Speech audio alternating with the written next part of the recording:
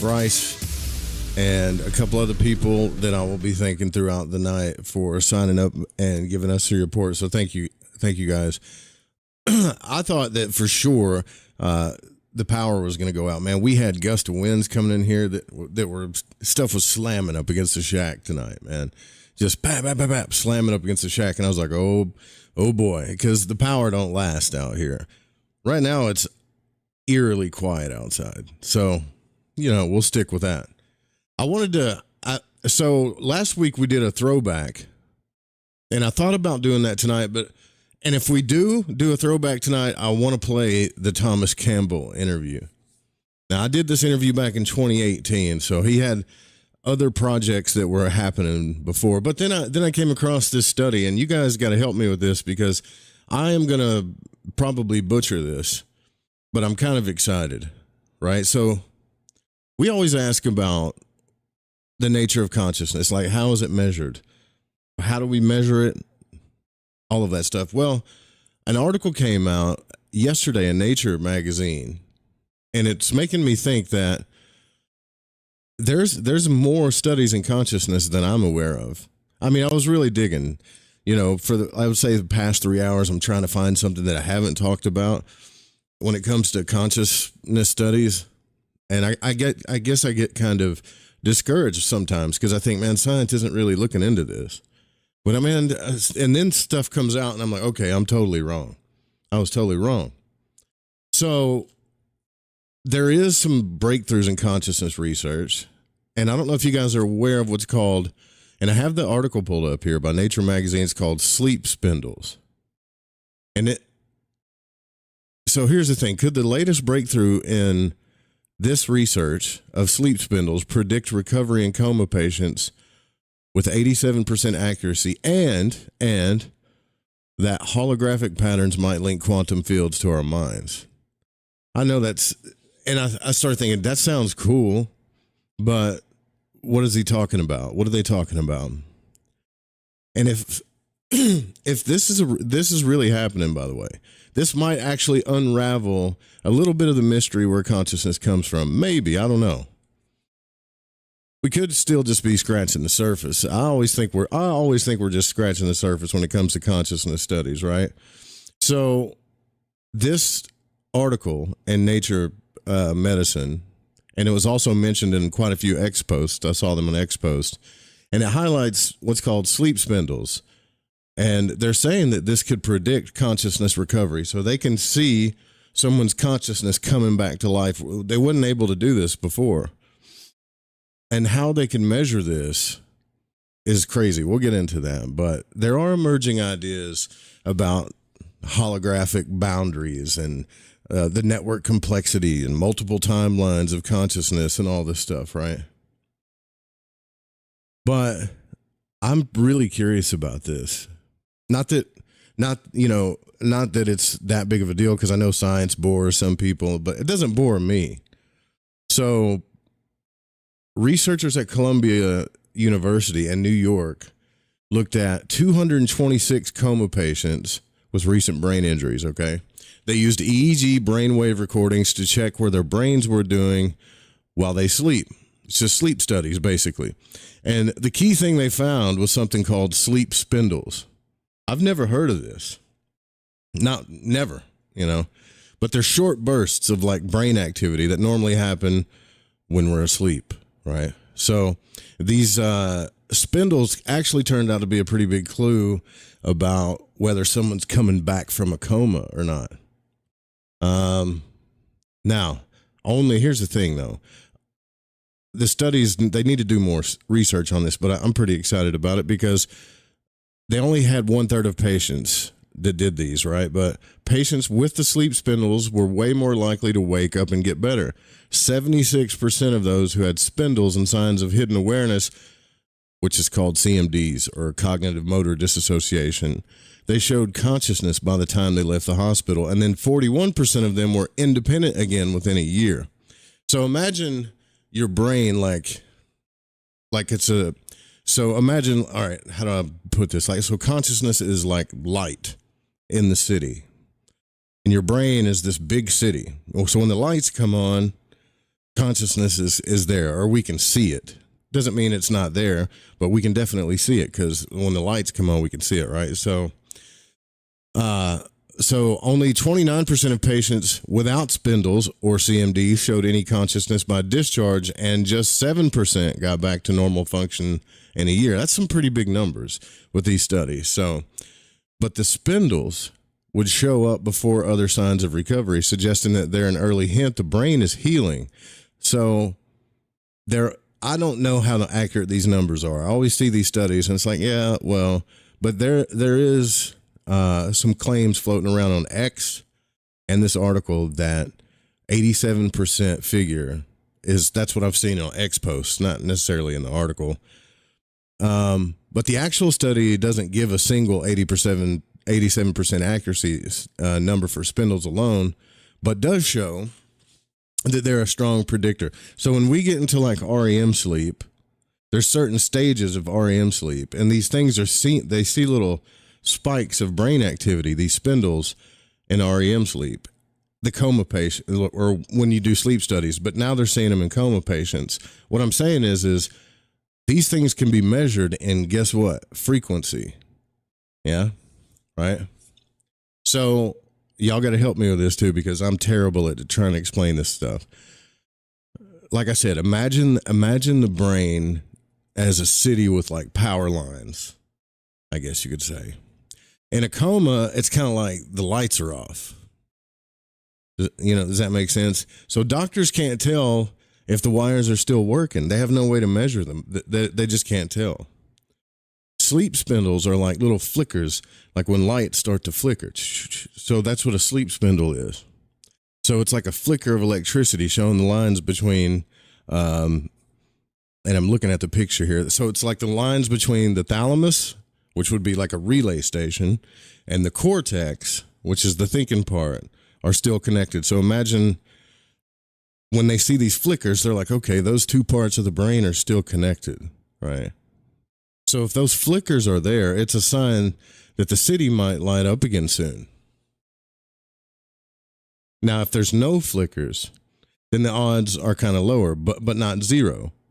19 out of 139 patients without spindles actually woke up, but a massive chunk of people where it showed these flickers woke up and then became independent within a year. Now, for us regular folk, that gives us hope, right?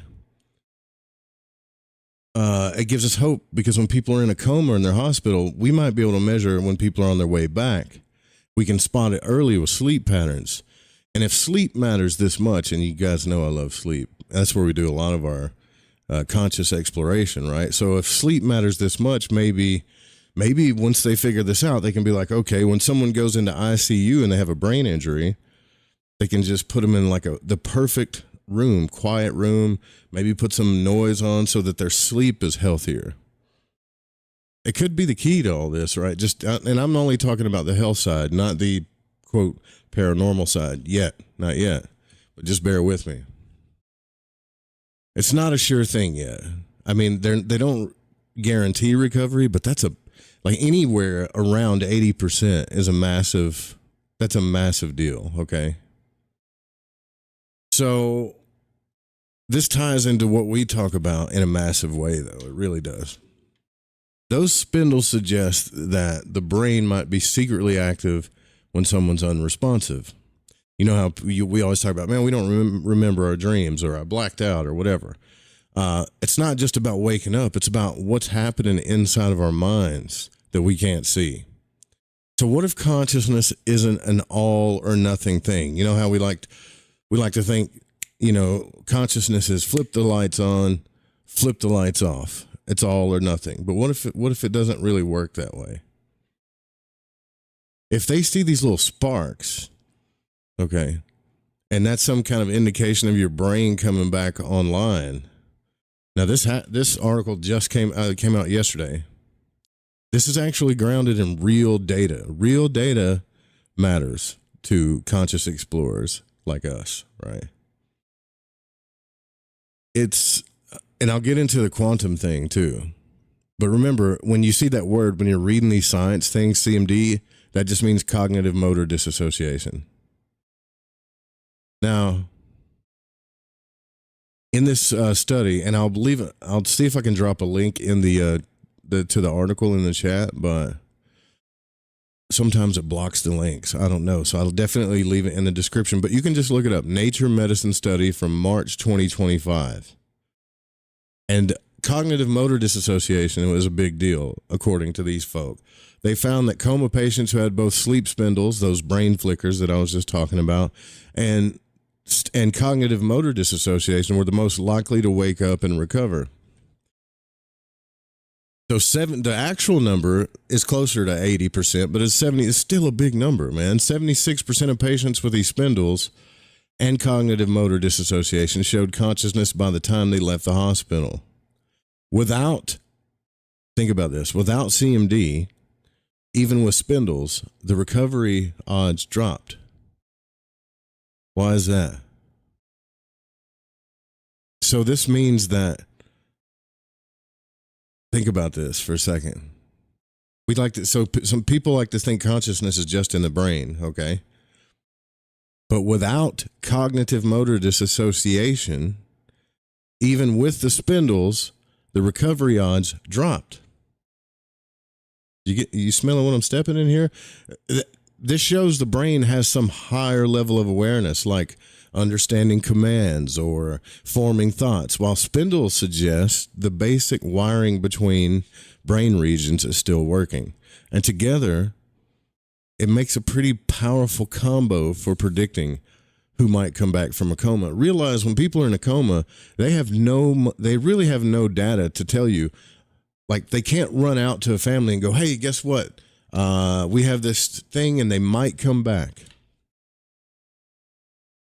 That's what they're saying. Now that they're seeing these sparks, these spindles, and they're doing this research, we might be able to go out and talk to people and say, hey, we're seeing signs of their consciousness coming back.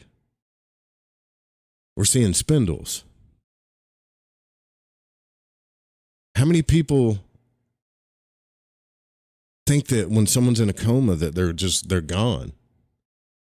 You know, we don't know. Like, you know, when people say, when you go to the hospital and doctors, you'll say, hey, can he hear me? Because I've done this. I went to the hospital and visited people that were unconscious, and I'm like, hey, can they hear me? And the doctors will say, well, we really don't know, but we find that if you're positive, that stands a better chance, which is true. But this is showing that they might actually hear you. Now, some of us might say, duh, but like, they didn't have any actual data to base this on, you know. That's why they would just shake their head and say, yeah, stay positive, right? But now this is showing they might actually hear us. They might be listening to us. Or if, like, say someone's conscious but can't tell us, what does that mean about the line between life and a vegetable state? You know, so could this change how we treat coma patients, like talking to them more, assuming that they hear? I don't think that this, like, at first I looked at this, I was like, nah, it's not that big of a deal, but it really is. It really is a big deal. So now the study suggests that CMD isn't rare, so about 15 to 20% of unresponsive patients might have it based on prior research. But that's a lot of hidden consciousness waiting to be found, right? Now, as far as the holographic patterns that might link quantum fields to our minds, it's hard to break down the idea of holographic patterns linking quantum fields to our minds in a simple way. For me, it is. So if you think of a hologram, and I wrote this down, like these shiny 3D symbols on a credit card, when you flip a credit card and you look at it and it's got those little, you can see the shine or the hologram. So a hologram works by capturing light waves in a special pattern on a flat surface. Okay. The pattern holds all the info needed to recreate a full 3D image when light hits it. Here's the cool part. Even if you cut the hologram in half, and if you just cut it in half, each piece can still show the whole image. It's just a little bit fuzzier. It's like the info is spread out everywhere in the pattern, so to speak. It's not just stuck in one spot. So some of these scientists are also suggesting that our minds might work like this, our minds, using holographic patterns to store and process information. Hello. This isn't real science. This isn't like this isn't a, what, how do I explain this? This is why I'm excited about this. This isn't like an institute that's dedicated to study consciousness, which I love. I mean, we should support all these institutes. These are scientists that are based on like these spindles and the frequencies that the spindles show, that measure of consciousness coming back to life. This is what they're starting to think about now. So it's like the info in a holographic pattern anyways is spread out everywhere, not stuck in one spot, right? That's what I was saying before.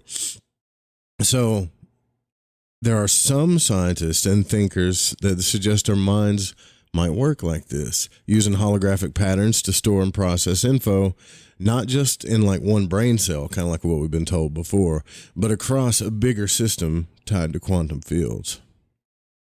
And quantum fields isn't that difficult to understand if you really like take the time to look into it, okay? So imagine the universe is like this big ocean of energy buzzing with tiny waves and particles popping in and out of existence. That's all it is, you know. That's really what a quantum field is. Super small, invisible stuff that's everywhere, just kind of following weird rules all the time. And they, you know, physicists find all these rules and they talk about them all the time, but things like, you know, things being in two places at once until you look at them. Or some folks think consciousness might tap into this ocean, not just stay locked inside our heads. Now, I know that you and I think that, but what I'm telling you is real science is starting to get more and more behind this. Thank God. And it all comes back to these sleep spindles. Because we've been talking about, like, we understand intuitively the holographic universe and frequency waves and all that kind of stuff, right? We understand this. It's not, there's still real science behind this too. But when you find it, when people are looking at it in medicine, that's when it starts to matter. That's when it gets real important. So we all know, like, your brain has millions of neurons that just talk to each other. Some researchers, and I think this guy's name, I can't say his last name, Carl Pribram, back in the day. So he said the brain might not store memories and thoughts holographically.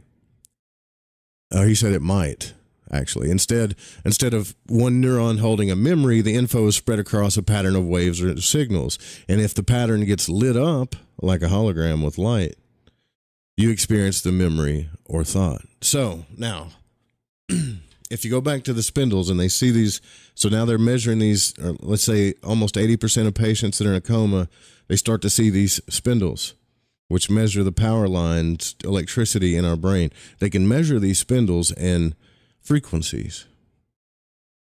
So that's telling us that if the brain works this way, that we can definitely say, almost definitely, I don't know what percentage it has to, I think it has to get into like 90s, and then they got to do more studies and more studies.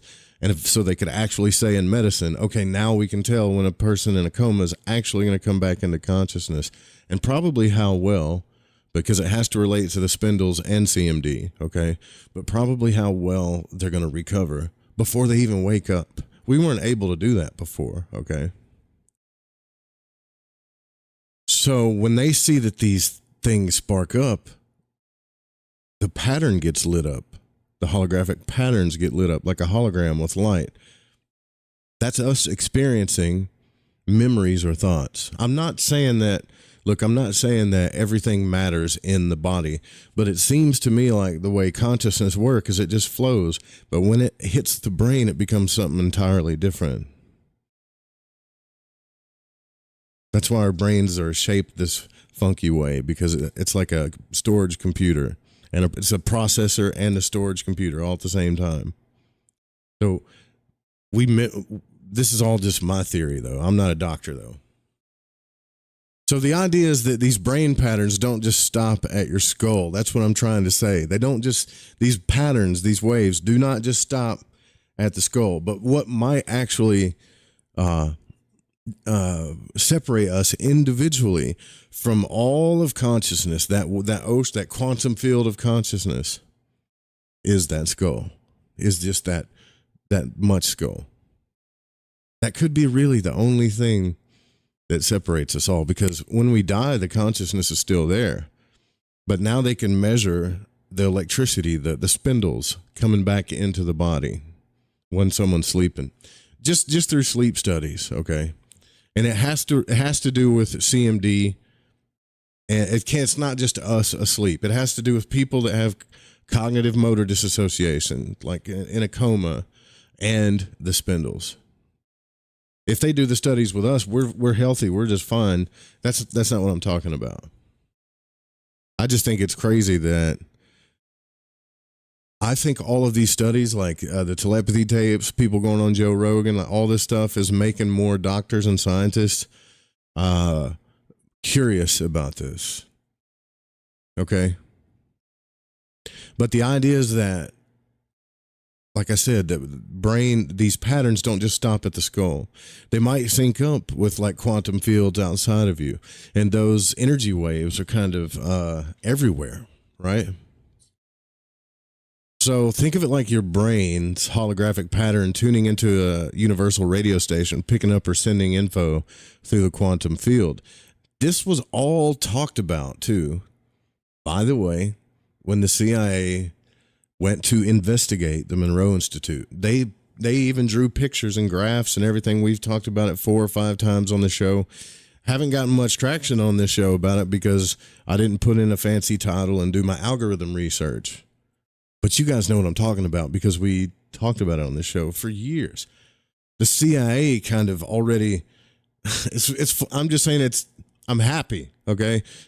Nature medicine doctors and scientists are saying in 2025, man, just basically what they're saying. I wonder if Robert Monroe was right. Look at these spindles, like with someone that has CMD, we couldn't measure this before, but now we can see the actual the electricity coming back on, you know. They did brain studies before and you could see all kinds of brain activity, but I think it's the spindles that make this stuff stick out, you know. And this is where it gets really trippy. So in holograms, the 3D image comes from interference. Waves bumping into each other and actually make a pattern. Now there's posts on like Twitter and X. This guy named Stuart Hammeroff, that's a crazy last name, suggests that quantum waves in the brain may be from tiny structures in neurons called microtubules. Where have we heard about microtubules before? You guys remember Dr. Richard Allen Miller? Yeah, he was talking about microtubules, God, back in 2015, 2016. But these create interference patterns too. And these patterns could be how thoughts or consciousness emerge from the quantum field. That's kind of like just like what I was telling you with the credit card, like a hologram popping out of a flat film. So simply, like, picture your mind as a projector. Okay? The film on the projector is a holographic pattern made by your brain waves messing with quantum waves from the universe. When it all lines up, you're conscious. You're thinking, you're feeling. The quantum field might be the big screen that holds the raw data, for sure, but your brain pulls the pattern into focus as the I or the I am. This is not proven, but all of this stuff is suggesting this, isn't it? Like we've been talking about it for years and years and years, but when we see like real data coming into line, like these little spindles and these frequencies tell us everything, believe it or not. They don't tell us everything, but they tell us a lot. Like consciousness isn't just stuck in this skull. I get stoked about this stuff. Of course, I did drink a lot of coffee too, so I'm fidgety, but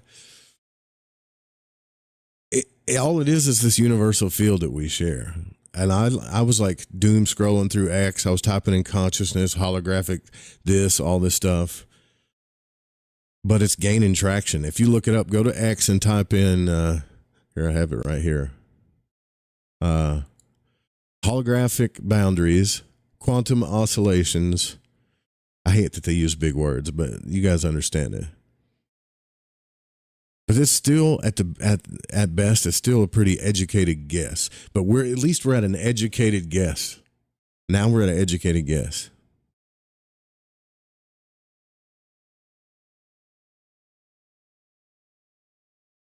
The brain's warm and wet. That's the weird thing about it. I know that sounds gross, but my brain's weird too, and I was thinking about this too. Like the brain is warm and wet.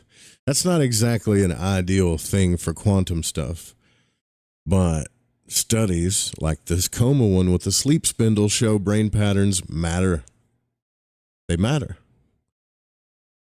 No pun intended. And quantum IDs,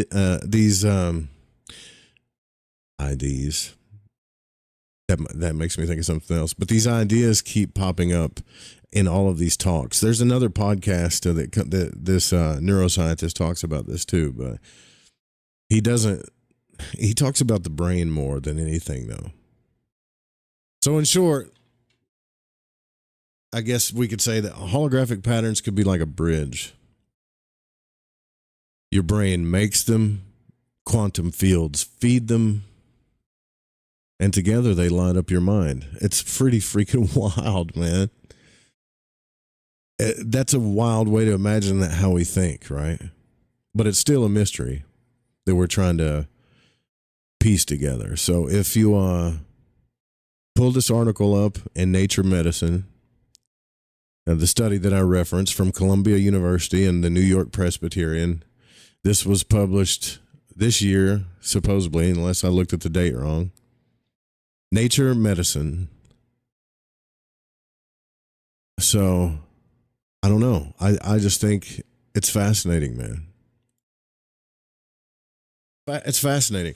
You know what? It makes me think like when we talk about individuality, right? What does it mean to be a conscious individual? I know that we'd all like to think that, and maybe we do. You know what I mean? Like,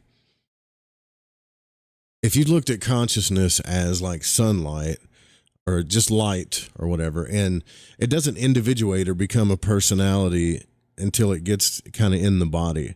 And then because it's inside that skull, that piece of skull with this brain behind there, it starts to individuate. And this is like a conscious individuation machine. That's one way to look at it. Or another way to look at it, which I'm way ahead as far as like science and real data goes, or another way to look at it is consciousness is trying to grow something individual through the soil of this body so it can come into being to be something different. And that's what all religion is about. And you know, being born again or all this other stuff is the alchemy of that field coming into contact with this individuation machine we call the human body, and then it grows something else after we die, hopefully, or before we die.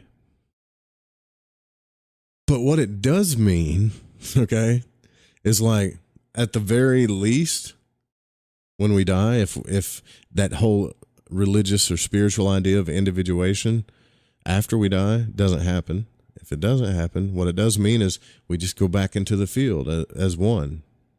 But the conscious thing is always there. It's always there. Listen, guys, any amount of real scientific research on this stuff is us making steps forward into consciousness research. And I know one guy who would agree with me on this, and his name is Thomas Campbell. I interviewed him back in 2018. He was I forget what he was talking about. I pulled the interview up. He was trying to raise money for something. And so I want to play some of that interview tonight, and I'll be here with you in the chat rooms. I'm thinking like Tuesday nights I might do just like throwback shows if I'm talking about a certain subject until, you know, things start to pick up. and then have a guest on Wednesdays, and then Thursdays we'll do something fun. I don't know. I'm just trying to shake things up. But check this out. When you get time, just Google Nature Medicine 2025 and spindle research, SPINDLE. And then you type in the word frequencies too, so you can see how they're actually measuring it. That's a big chunk, man. 70 to 80% of anything is a big chunk when we're doing any type of research. So maybe they'll get funded or something, and maybe they'll be able. Because here's the thing: imagine that somebody in your family got hurt or whatever, and they suffered a brain injury that gave you like CMD. You also had cognitive motor dissociation, and you're in a coma. All you're going to be thinking about, and I'm just talking about practically, is, are they coming back? God, I hope they come back. I hope there's some sign that they wake up. Comas are really probably one of the toughest situations for any person and family and anybody to go through. And so when they ask the doctors, do you think they're going to wake up? Do you think, the doctors used to say, just talk to them, be positive. That's all they could say. Now they could even say, if they wanted to, I don't know if they'd get in trouble, but they could say, hey, look, there's new studies showing that these spindles, once they get to certain frequencies, we can see the lights coming back on. And when they get to certain frequencies, within a year, they got their independence back. Your son, your daughter, your wife, your husband, or whatever is showing these spindles. But I can still say that these studies haven't been confirmed, but it's a good sign. You could say that as a doctor, I think, and not get in trouble.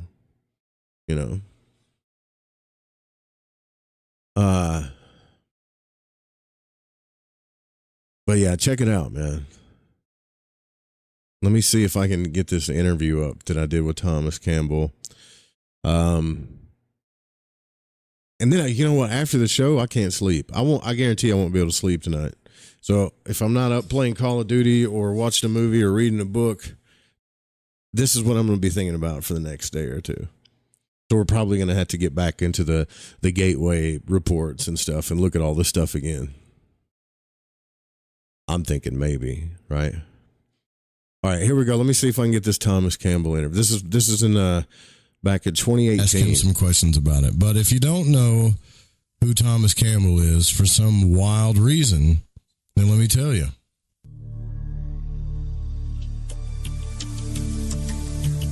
Tom Campbell began researching altered states of consciousness with Robert Monroe, who was the author of Journeys Out of the Body, Far Journeys, and The Ultimate Journey. At Monroe Laboratories in the early 1970s, where him and a few others were instrumental in getting Monroe's laboratory for the study of consciousness up and running. These early drug-free consciousness pioneers helped design experiments, develop the technology for creating specific altered states, and were the main subjects. And they were the main subjects, I guess you could say the guinea pigs, all at the same time. Now, Campbell has been experimenting with and exploring the subjective and objective mind ever since. And for the past 30 years, Campbell has been focused on scientifically exploring the properties, boundaries, and abilities of consciousness. Now, during that same time period, he has excelled as a working scientist, a professional physicist dedicated to pushing back the frontiers of cutting-edge technology, large system simulation, technology development and integration, and complex system vulnerability and risk analysis.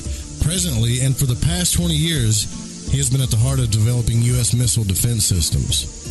He is a TC physicist described in Robert Monroe's second book, Far Journeys. Or he was the TC physicist, described in Robert Monroe's second book, Far Journeys, and has been a serious explorer for the frontiers of reality, mind, consciousness, and psychic phenomena since the early 1970s. My Big Toe is a model, which is his book, My Big Toe, a 3-part book. It's a model of existence and reality that is based directly on his scientific research and firsthand experience. It represents the results and conclusions of 30 years of careful scientific exploration of the boundaries and contents of reality from both the physical and metaphysical viewpoints. Tom has made every effort to approach his explorations without bias or preconceived notions. There is no belief system, dogma, creed, or unusual assumptions in any of this. This is all at the root of My Big Toe. By demanding high quality, repeatable, empirical, evidential data to separate what's real from what's imaginary or illusionary, Campbell has scientifically derived this general model of reality. If you have any questions or comments for Thomas, you can always reach him at author@my-big-toe.com.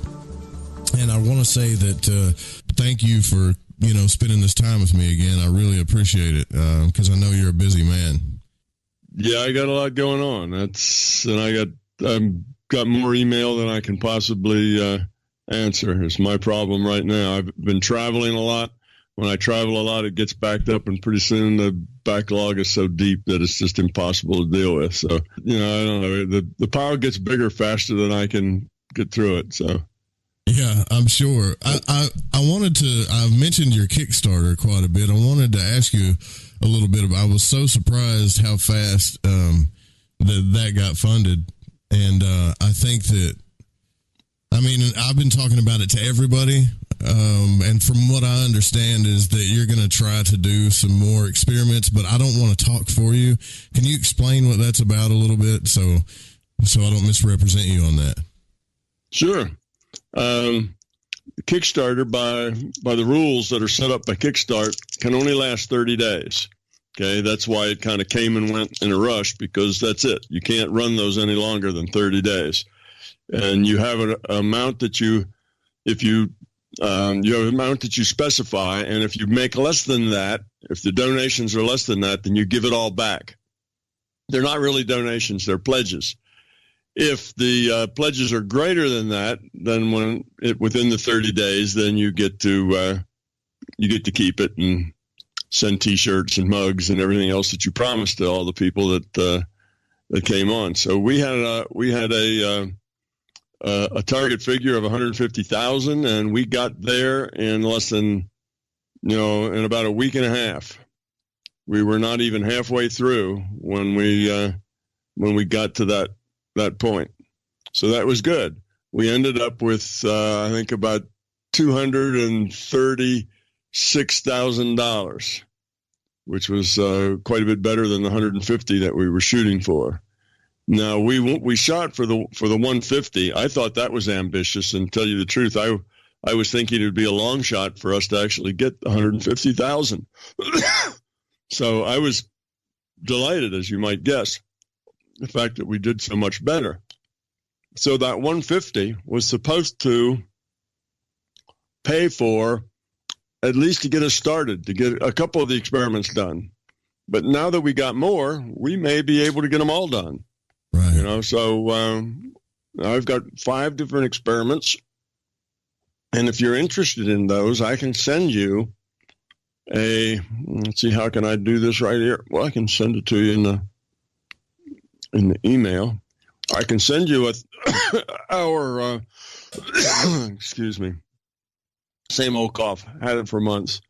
We can send you what I call a request for information, which is a thing that we send out to physicists and to physics departments, telling them what the task is and asking them to bid on it, basically. Or it's not really bid on it. It's a grant that we're going to give to them. But we ask them to say how much it'll cost, how quickly can they get it done, and why should we have you guys do it? What's your bona fides, and have you done this work before? So it's that kind of a thing. It's a request for information for the people doing experiments. So I have that I could send you so that you could see just what the experiments are and what we're asking for. So if you've got an interest in the experiments, is that something you'd like? Yeah, I would really like to see that, actually. Do you feel confident that you could prove in some way that we live in some type of virtual reality with these experiments? To me, the double slit says a lot. But do you feel like we can scientifically prove this? Because to me, when you say, hey, let's scientifically prove that we just live in a realm of mind and consciousness, almost like a virtual reality, It almost sounds to me like it's impossible to prove that. Yeah, you're right. No, you can't prove. You don't prove things anymore in science. Proof isn't what you look for. There's nothing that you can ever do that will be 100% certain with no uncertainty, because we don't know what information may come up in the future. So nothing is 100%. We gave that up back in the 1800s with Newton. Newton came out with Newton's laws, and it's like, well, these are laws. That means this is the way the world works, and it'll work like this, for time immemorial. These are, will never be, these will never change. Well, they did change. In another 100 years or so, quantum mechanics said, well, Newton, nice work, but that only applies to a very limited set of reality. If you go faster than normal speeds, if you go down to smaller than normal sizes, your laws just all fall apart. They're not really laws. They're just a description of the way science works in the macro realm, as long as you don't go too fast to get too small. So since that time, we don't have, the law of thermodynamics or the law of quantum mechanics or the law of relativity. We have the theory of relativity and theory of quantum mechanics. So science moves not with proof, because certainty is what laws are made out of. Science moves with evidence. Okay? It's about evidence. So what I hope to do with these experiments is produce some compelling evidence that this reality is indeed based on information. That is, that it's a virtual reality. That's the point. Now, what's my confidence level that I'll do that? Well, it's hard to say. When I was asked that back in 2016, when I first presented these, I said something like about, 80% or so. And the reason that's not 100% is, here's the way science works, is that you have a theory. Okay, I have a theory. I have a theory of consciousness, and that theory of consciousness allows me to derive quantum mechanics from basic principles. Totally different way of approaching quantum mechanics from the viewpoint of virtual reality rather than from the viewpoint of materialist reality. So I try to take my ideas of consciousness and apply them to physics experiments, double slit experiment in particular, let's say, and try to rework the theory in terms of virtual reality to produce all the same answers that all the quantum mechanics experiments have gotten, so that I can explain quantum mechanics from my viewpoint of virtual reality. Well, to do that, I have to make some assumptions. I have to make some assumptions about how the larger consciousness system, the rendering engine of this reality, is going to make the choices it has to make.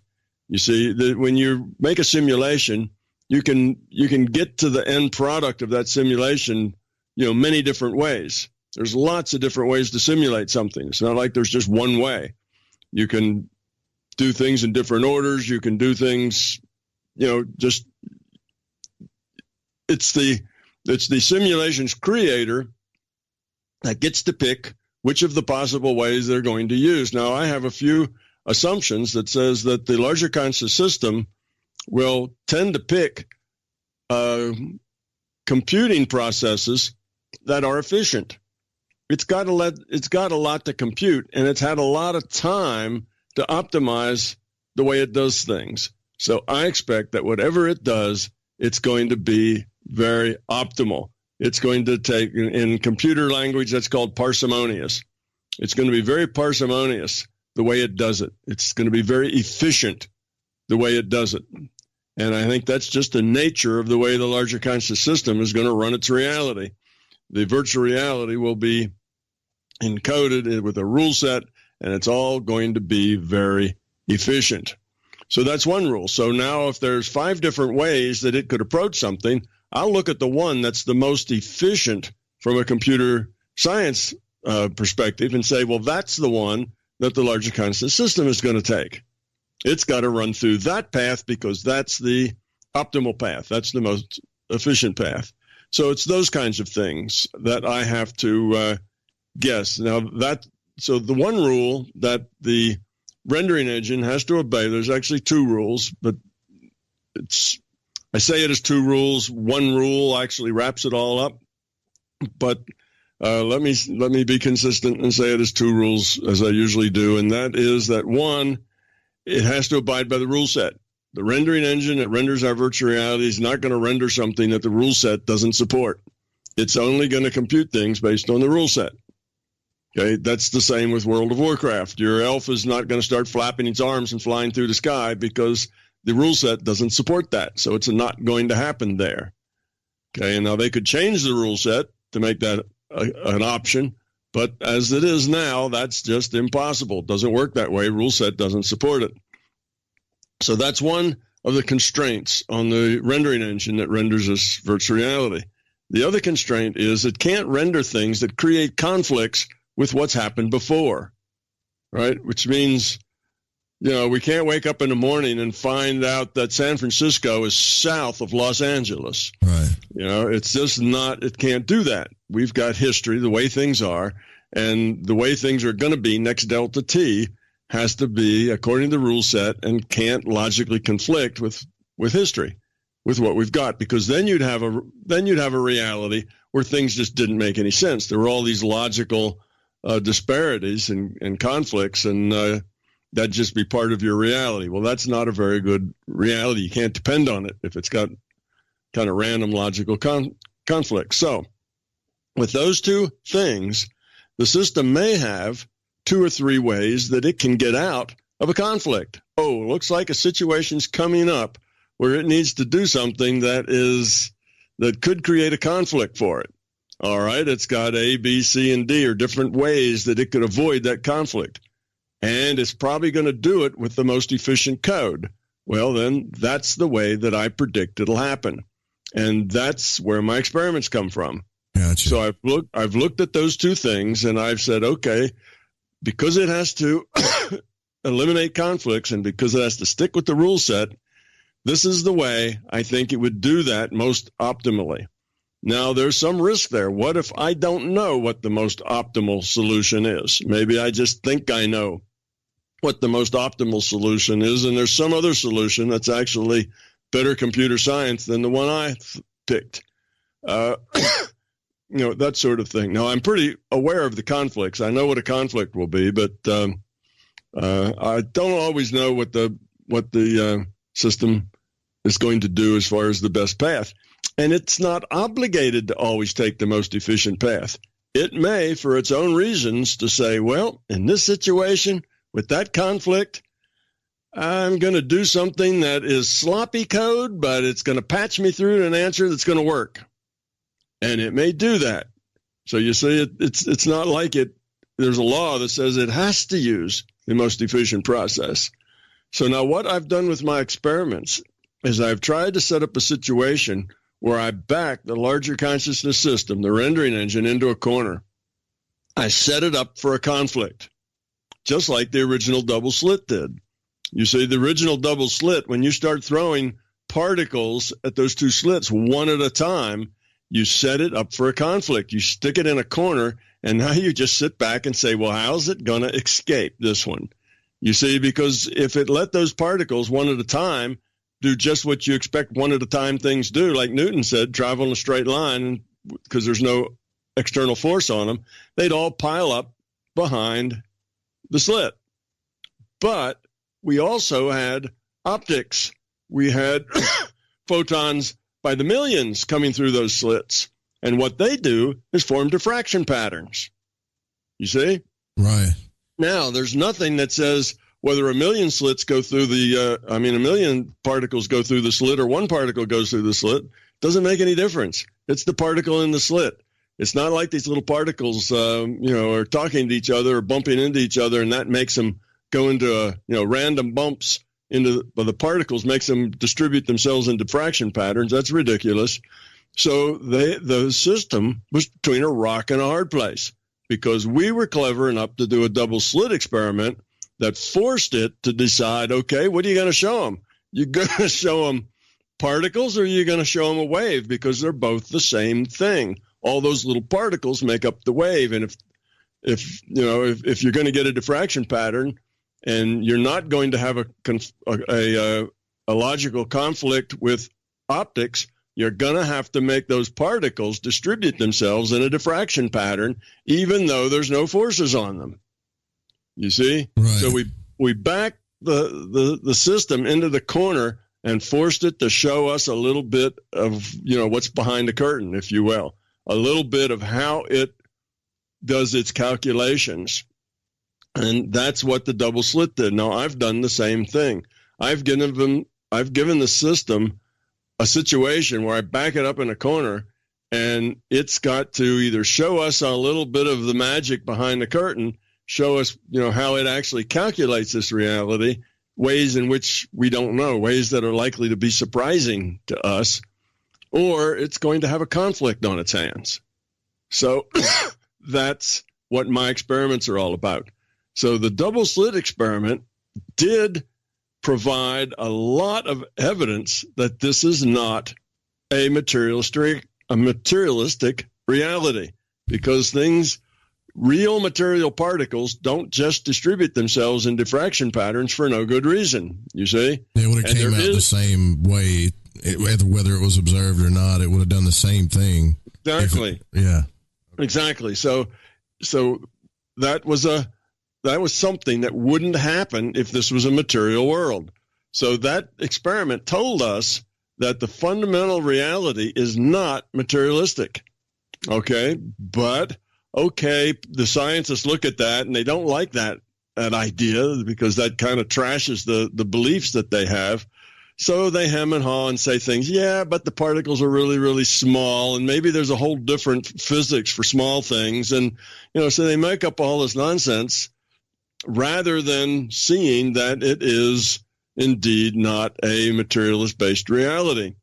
So now we have other quantum mechanics experience. We have the Zeno effect. We have the delayed erasures. We have all of these things, and every one of them is pounding another nail into the casket of materialism. Each one says, this won't happen if you had material particles, but it does happen anyway. Therefore, reality is not made out of material particles. So now we have dozens of these experiments that basically are producing evidence, but the evidence tends to be stuff that people can wave their hands at. And, like I said, well, it's so tiny, maybe it's got a different rule set. Well, that doesn't make sense to me. Physics is physics. You got a rule set. This whole simulation evolved under a rule set, and those rules apply all the way up. So if I've come up with some experiments that are even more dramatic than the double slit, because they involve matter, things doing impossible things. They have atoms decaying. An atom decays a little particle. That's the radiation. A little particle flies out at some random direction out of the nucleus. And in one of my experiments, I predict how that particle will fly out. Well, it is supposedly, if this is a material reality, that has to be a random process, the direction that it flies out. Nobody knows how it's going to fly out. It just does whatever it does at that instant. Well, I'm able to predict that with one of my experiments. So now it's not just tiny little particle having a problem in that sense. It's atoms. It's nuclei. It's the way chunks of matter radiate.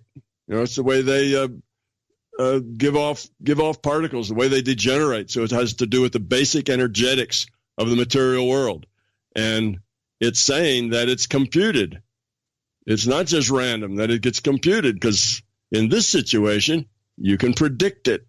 And the other one I have is a beam splitter. And a beam splitter is a thing that light goes into and can either transmit or reflect when it gets to the beam splitter. That's why they call it a beam splitter.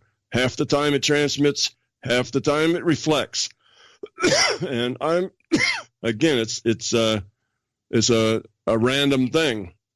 I set up an experiment where the experimenter can predict which one it's going to do. When that photon gets to that chunk of glass, is it going to reflect, or is it going to transmit through it? Well, that's impossible.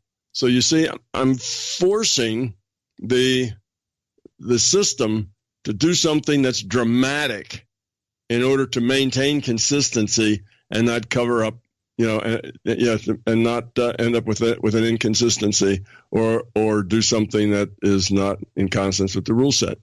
So that's what these do. And because they're dramatic with radioactive elements, chunks of matter that are radioactive, and with pieces of, treated glass to be beam splitters, these are big things in the macro world. These aren't just loose individual particles flying around that nobody can see, or whatever. It's not that sort of thing. A beam splitter is something you can hold in your hand. So is radioactive material, something you can hold in your hand. So it just makes a little more dramatic statement than the original double slit that this cannot be a material-based reality for these things to happen this way. But you see, if they don't happen this way, there's going to be a big conflict. So what's the system going to do? Now, like I say, I've come to these things based on my own assumptions of what is the optimal code and what is the way that the system will work. They don't have to be that way. But in any case, I will learn a lot. So don't look at it as Tom Campbell against the world. Tom Campbell says these quantum mechanics things are going to be this way, and all the quantum physicists on the planet saying, it doesn't work that way. And, David and Goliath go out to the field and fight. It's not like that. I'm a scientist. I get to a point where my theory that I'm developing from consciousness that is now going to generate quantum mechanics from first principles, I get to a point where I'm stuck and I say, well, I don't know whether the system would do it this way or that way. I don't know whether they'd code it this way or that, or whether they'd solve this conflict this way or that way. I need an experiment to tell me which way it'll go. So that's how I get there. I don't get there because I'm trying to do stunts that will, show that this is not a materialist reality. That's not how I arrived there. Yeah, you're not trying to be like Jack Parsons and do something crazy to prove something crazy, right? No, that's not it. I'm a scientist. I get to the point where I'm stuck, and I say, well, I'm just not sure how the rendering engine is going to call this. I can see there's multiple ways for them to get to where they have to go, and, what are they going to do? When I back them into the corner, what are they going to do? They're going to show us something that's virtually impossible, or are they going to leave a conflict in the reality hanging loose, or are they going to do something else? Right. I don't think they're going to have a conflict loose in the reality. That's not according to the rules. So they're going to do something, and that's what I don't know exactly how it will go. So that's why I make the experiment. So I'm going to win no matter how these things come out, because if they come out the way I like, then okay, my assumptions were right. Or looks like they might be right anyway. If it doesn't come out the way I predict, I'm going to learn something. Well, the way I thought was the most effective way or the most straightforward calculation maybe isn't. I'll start looking for something else, see what it did do, and try to understand why did it do that. Because right now, my quantum mechanics that I derive from virtual reality has answered all the quantum mechanics experiments. I haven't seen any of the experiments that it doesn't work with. So that's good news. But I really don't know what it's going to do here. So I'm going to learn something, and I will refine my theory as I get these experiments done. And as these experiments are done, let's say they don't work out the way I say, well, they will suggest new experiments. Oh, okay, well, we eliminated that variable. Now, what about these other two? Let's do another experiment and see if we can pick that apart. Okay. That's the way science is done. If you look at the history of science, it's not like some smart guy walks up and says, I got the answer, and from then on, everything works exactly the way he says. It doesn't usually work that way. Typically, somebody has an idea. They do some experiments to verify whether their theory is going the right way or not. Then they learn something. Then they do some more experiments, and they learn something. And eventually, they are able to predict, the results of experiments very accurately. That's typical science. It doesn't just happen all at once with somebody figuring it out. It typically is a process of learning and growth and understanding that takes place, over some time. At least that's how it's been in the past. Now, I don't know how these are going to come out. They may come out exactly the way I call them, or they may not. But I will learn something valuable and will be able to take my theory forward however they come out. So that's a scientist's viewpoint of what's going on. Now, I know you get out into the non-scientist viewpoint where, out in the large world, it looks like a David and Goliath story, or it looks like this guy with a lot of wild claims thinks he knows more than the quantum physicists do about their own theory. And that kind of looks like a whole different game, but that's really not what's going on in the science world. This is just normally the way these things work. And today, the only difference is that, it used to be scientists all work in universities or in their own little space, and they never really communicated to the outer world much. So the outer world never really sees all the dramas that go on in science until they finally get to the end of something. But these days, it's not like that. And particularly all the things that I talk about when I talk about science, I try to talk about them in language that the average person can understand. I don't talk about them in just in physics terms that only, 1/100th of 1% of the population can understand. So because they have impacts that are important to everyone, they have impacts like coming up with, what is your purpose? Why are you here? What's this life all about? Why does it work this way? How come there's a thing, called remote viewing, or a thing called, the placebo effect? How come those things exist in our reality? We know they're real things, but why? How do they work? And what are they doing in this reality? So we have all of these questions, and this idea about finding out who we are, why we are, and what our purpose is affects everyone. So it's not a thing I want to keep in physics speak. It's a thing I want to talk about to, the average person. So I talk to lay people. When I brought these experiments out in 2016 in LA, it was all on a level that individual people would be able to understand. There was no physics. Well, there was a little physics speak there. You have to say a little, but I tried to minimize it and keep it as simple as possible. Sure. Because there's a lot more at stake here than just better physics. It's better living. It's a better planet. It's a better society. A better economic system. A better life for everybody is at stake. So everybody needs to kind of know what's going on. That creates a little drama, and the drama isn't the point. It's just the point is that this is science. So that, in a nutshell, is about the experiments, right. And where they come from and why they're there, and what the results mean. The results mean that I'm going to learn a lot.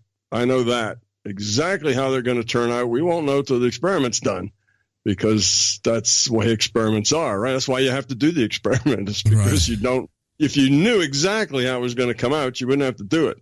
But you have to see what the real world says about how the system will solve your problem. So that is where we are. So does that now make sense to you? Yeah, it makes sense. I just a second here. Let me switch this. So my question is if Thomas Campbell, we all got to leave this earth, right? So when Thomas Campbell leaves this earth, mm-hmm. what are you hoping to leave behind? Because look, we got a lot of men like you. Like, I don't think it's Thomas Campbell against the world. I believe there's a lot of people on your side. Whether they can pull off what you're trying to do or not, it's a different story. But what are you wanting to leave with us? What is, like, if you could reach a main goal and say, I accomplished it, is there a main goal that you would like to accomplish? Oh, sure. Main goal. I'd probably have a whole tiered set of goals.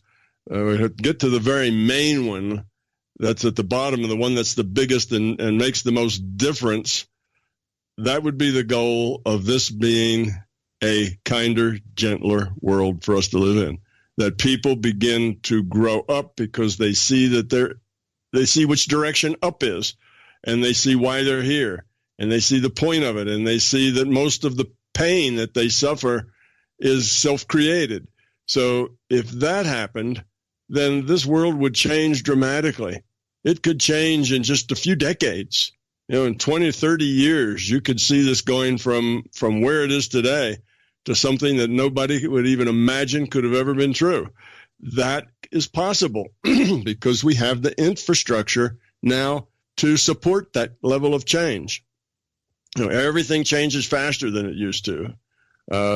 We are able to do this now. So that would be the biggest thing in this theory. It's not even about the physics. It's about what this could mean when people understand that what we call our physical reality is a subset of something larger, more fundamental.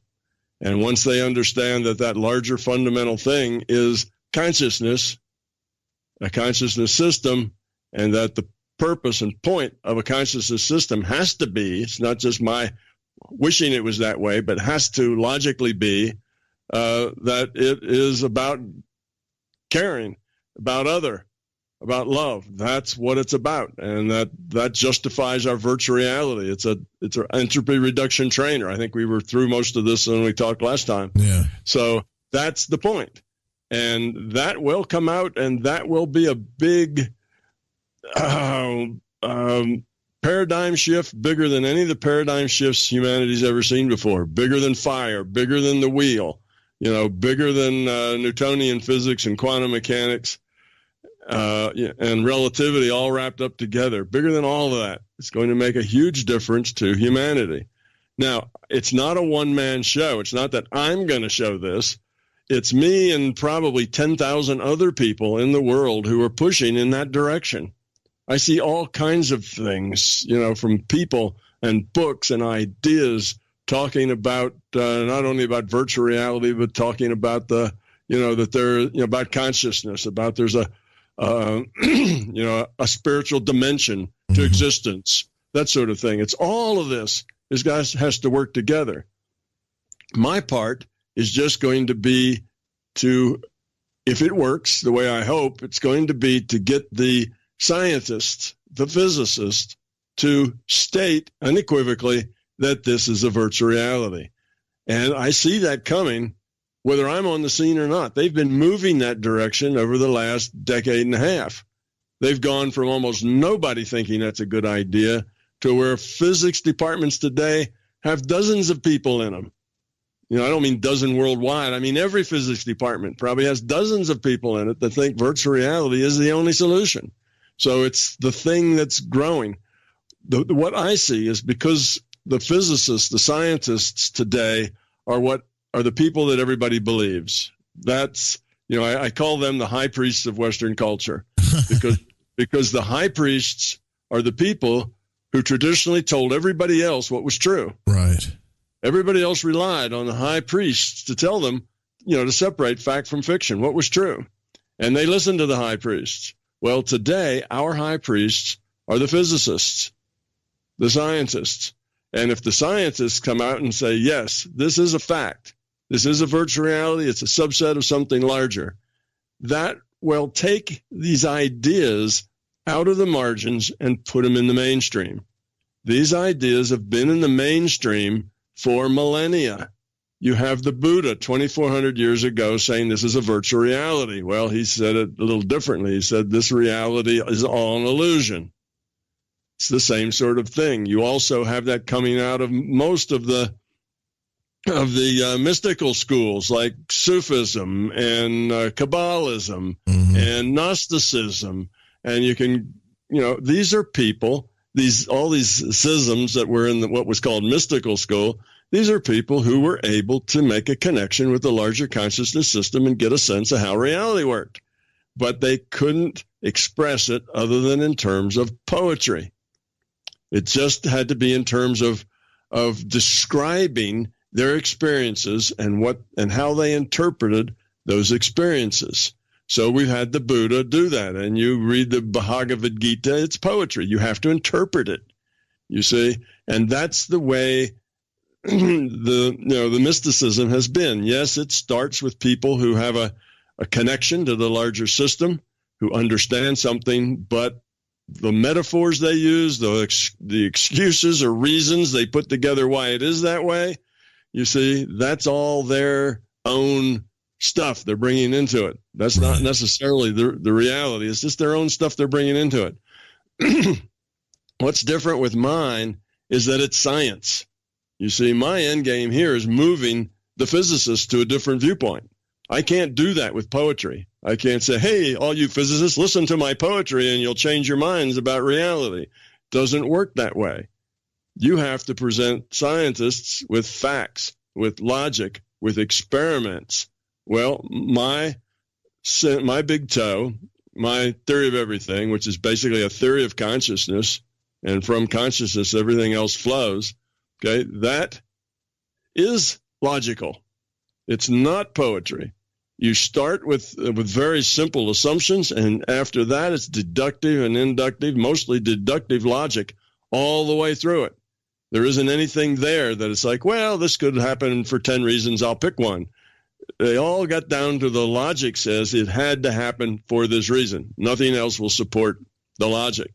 So it's this deterministic logic chain that ends up with a theory of consciousness that ends up predicting how quantum mechanics experiments will go, that ends up making these experiments. So it is science. Otherwise, the Buddha couldn't come up with quantum mechanics experiments. You see, you can't do that. Neither can anybody else that's in a poetical, mystical thing. They can't. They have interpretations of visions and things that we're seeing and understandings. Well, for the most case, a lot of those visions seen and understandings were correct, but interpretations, not so much. Eastern religions, some of them kept the interpretations to a minimum. They're a little closer to the truth than others, but you have this understanding. Now it's science. It's logical. It's creating experiments. And if the high priests of Western culture say this is true, this is a virtual reality, the logical ramifications of that are tremendous. Just that statement, because now what the Buddha knew and what thousands and thousands of other people have known from their own experience, but they've never been able to put it into science, so it always hangs out in the margins. We've had this understanding in the margins, like I say, for millennia. For probably 3,000 years, humans have had access to this information, but it's all poetry, and poetry doesn't change anybody else's mind, particularly if these other people don't know how to interpret it because they've never had the experience. It just sounds like mumbo jumbo. It's not credible. Okay, so when we get to the point where the high priests take this out of the margins, put it into the mainstream, then we've got something that's never happened since humanity's crawled out of the trees. We have a whole new situation here where this understanding is now moving into the mainstream, and people will respond to it. People are hungry for understanding the point and purpose of their life. They're hungry for seeing ways to go from misery and pain to happiness and a better life. It's not like nobody gives a damn. I'm happy with my pain. I really don't. I'm not interested. You're not going to find that. Once people see that we're talking about something has to be more fundamental, more significant than this physical reality, and this physical reality is a derivative, a virtual reality, a simulation created in this other system that's more fundamental. Well, why? You don't just create a simulation because you're bored and don't have anything else to do. Yeah, exactly. There's reasons why it has to be that way. Why was it created this way? Why the rule set like this? And you can answer all those questions. The anthropic principle, you can answer. That's a big mystery in physics. This answers it. Why is C a constant? This answers it. Make quantum mechanics into a logical science rather than a weird science. Well, this does that. So it's just better physics. So whether I'm involved in it or not isn't the big deal. It's that there's thousands and tens of thousands of people who've been pushing at this from the margins for a very long time.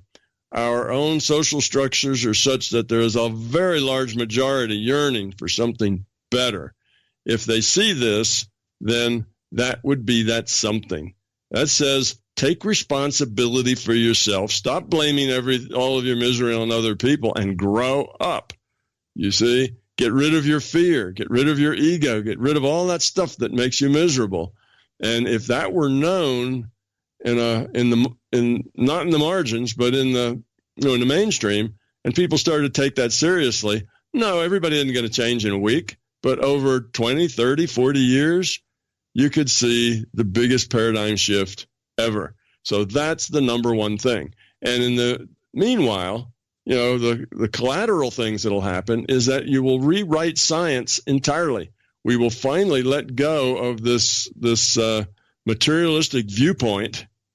This materialistic viewpoint has trapped science to a point where it's having a real hard time taking the next step forward because it's trapped in a belief trap. That's not the way the world works. And experiments are showing that. Not just mine, I hope, but lots of others have shown that. Yeah. So we're getting to that point where it's almost inevitable that the scientists are going to come this way. And when you see that this is a simulation, coming to the conclusion that it must be consciousness that is the master system, that is also just deductive logic. When you go through all the possibilities, that's the only one that hits all the data points. There's a few others that'll get some of the data points here and some of the data points there. But if you want to draw a line through all the facts that we know, then that's the only one that explains all the facts. So that's just a logical thing, too. So it's just better ideas. It's the way the world works. And eventually we're going to get there. But I'd like to live in this kinder, gentler place. If it takes us another millennia to figure it out, what a shame that so many people should live in such misery and so on for so long when we have everything we need right in front of us to do better. So yes, the second thing it would do would rewrite science. Suddenly science would have a whole different viewpoint underneath of it. Rip out the old foundation, put in a more flexible, bigger picture foundation, and science will start bubbling up with all kinds of marvelous things that we never even realized, could have been possible, because suddenly we will have opened up the gates to a bigger picture of how our reality works. So yes, it'll rewrite science. That's another big thing. Science is neat. Science and technology is part of the reason that you were finally able to make this transition into the mainstream. Right. So that's where it's going. That's what's important about it. I talk to a lot of people, Mr. Campbell, that do things like, they say they do interdimensional travel through stargates or things like magicians, where they stack the deck on their subconscious, whether they're drawing sigils or using incense or candles. And it's almost like, right, if you looked at it in a I guess a computive type of way, it's almost like they're stacking the deck on their subconscious to create some type of manifestation. Yeah, that's not a hard thing to do. We discussed last time that intent modifies future probability. Yeah. So that's how you can heal with your mind. That's why the placebo effect works. So yes, you can do that. And if rituals, help you focus your intent, then, you can use rituals. What do you do though? Have you figured out a way to me, maybe all that stuff's unnecessary. Maybe we were doing these things because we just didn't understand, the placebo or tricking the subconscious, if you want to say, because these things have to change our whole paradigm in order to manifest something small, which is kind of crazy to me, that we have to do that to begin with. Is there another way? Another way to where? Get to the end point? Or just to manifest. I say I want to manifest a better life or a better job opportunity or right, a better partner in my life. Instead of, lighting a candle and it's a pink candle and saying this prayer and messing with my whole paradigm. Is there another way to do this? Sure. Okay. Well, sure. That's the thing. Once you understand how the reality works, all of that stuff becomes simple. Instead of mysterious stuff with magic potions and magic candles and all the rest of it and the incense burning and et cetera, all that stuff is all beside the point. The only active ingredient is your intent modifying future probability. You see, so whether you are, whatever it is you're trying to do, and there's a few things that affect how well you can do that with your intent. It's how well is your intent focused. Okay, well, if your mind is full of noise, then you're not going to focus very well. Most people's mind are full of noise. That's why you learn to meditate, because that helps you get rid of all the thoughts that are just stray thoughts flying through your mind all the time. That makes your focus very weak. So that's one thing that's required. Another thing is that this intent can't be intellectual. It has to be an intent from the being level. And most of us in Western culture live out of our heads. We live out of the intellectual level. We go being level. What's that? Well, the being level is who you are at your core. A lot of your being level is your emotions and your feelings. A lot of it has to do also with your fears and your ego and the rest of that stuff. If you get rid of your fears, you don't have a subconscious. You are one whole thing and you're aware of all of it. You only have a subconscious because you have fears. Gotcha. You have things you want to cover up. You can't deal with them. So a lot of who you really are is not even accessible to your intellect. So first, you have to get rid of the noise. Secondly, you have to become authentic. You have to become who you are instead of living up to what your society says you should be, what you think you should be, what you'd like other people to see you as, because the things that you'd like to have, you want a new Mercedes, you want a prettier girlfriend, it's all that stuff is ego and fear junk. Well, that gets in your way. So if you want to manifest things, then you have to get rid of your fear, get rid of your ego, get rid of your beliefs, get rid of the noise in your mind, understand that you exist at your being level as an authentic person and work from there. So why does it seem to be so hard? Well, all those things aren't easy, but it's what we can do. As consciousness, we can do all that. And why do you have the rituals? Why do you need the pink candles? Because all of that is trying to trick you into letting go of your intellect and working from your being level. And you work at it and get into kind of a meditative state or a trance state, however you want to say, and that's to quiet the noise. So the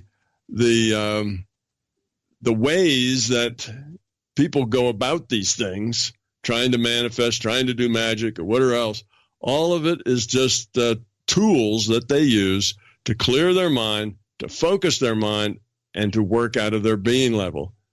They have to find that being level. Okay, once you get into a meditation state, get rid of all your external input, so you let go of the physical world. Okay, now, if you can do that real well and hang out in point consciousness, well, you got the focus down. But then living from living out of your being level, being authentic, that's something that probably is even harder than, it's getting out of your mind. It's harder for Westerners to do that because we're taught from the beginning that our heads are what's important. Our emotions can't be trusted. Our intuition can't be trusted. And you have to live out of your head. You better be aware of what's going on, why it's going on, and make the right decisions and choices out of your intellect. Otherwise, you're in trouble. So we discount all those other things. So as long as you live out of your head and you don't really know who you are, you're living a sham. You're living a fantasy. You're living, what should we say, an image. You've got an image. Your culture's told you how you should be, what you should say when somebody says this to you. When somebody says, well, how you doing? You go, okay. Or you ask somebody, well, how's your day today? But you don't really care how their day is. You just say that because that's how we are polite to each other, even though we don't care. So that's the sham I'm talking about. We live in a world where civilization is thin veneer over what's really there. Whenever you see a bunch of people who are terrified, that thin veneer of civilization comes off and you end up with a bunch of animals, and you often end up with a bunch of fascists, people who will walk over anybody to get to where they think they need to be. suddenly it's all about force and who can force their way to get what they want for themselves and whoever are attached to them. So then it becomes the kind of the law of the jungle.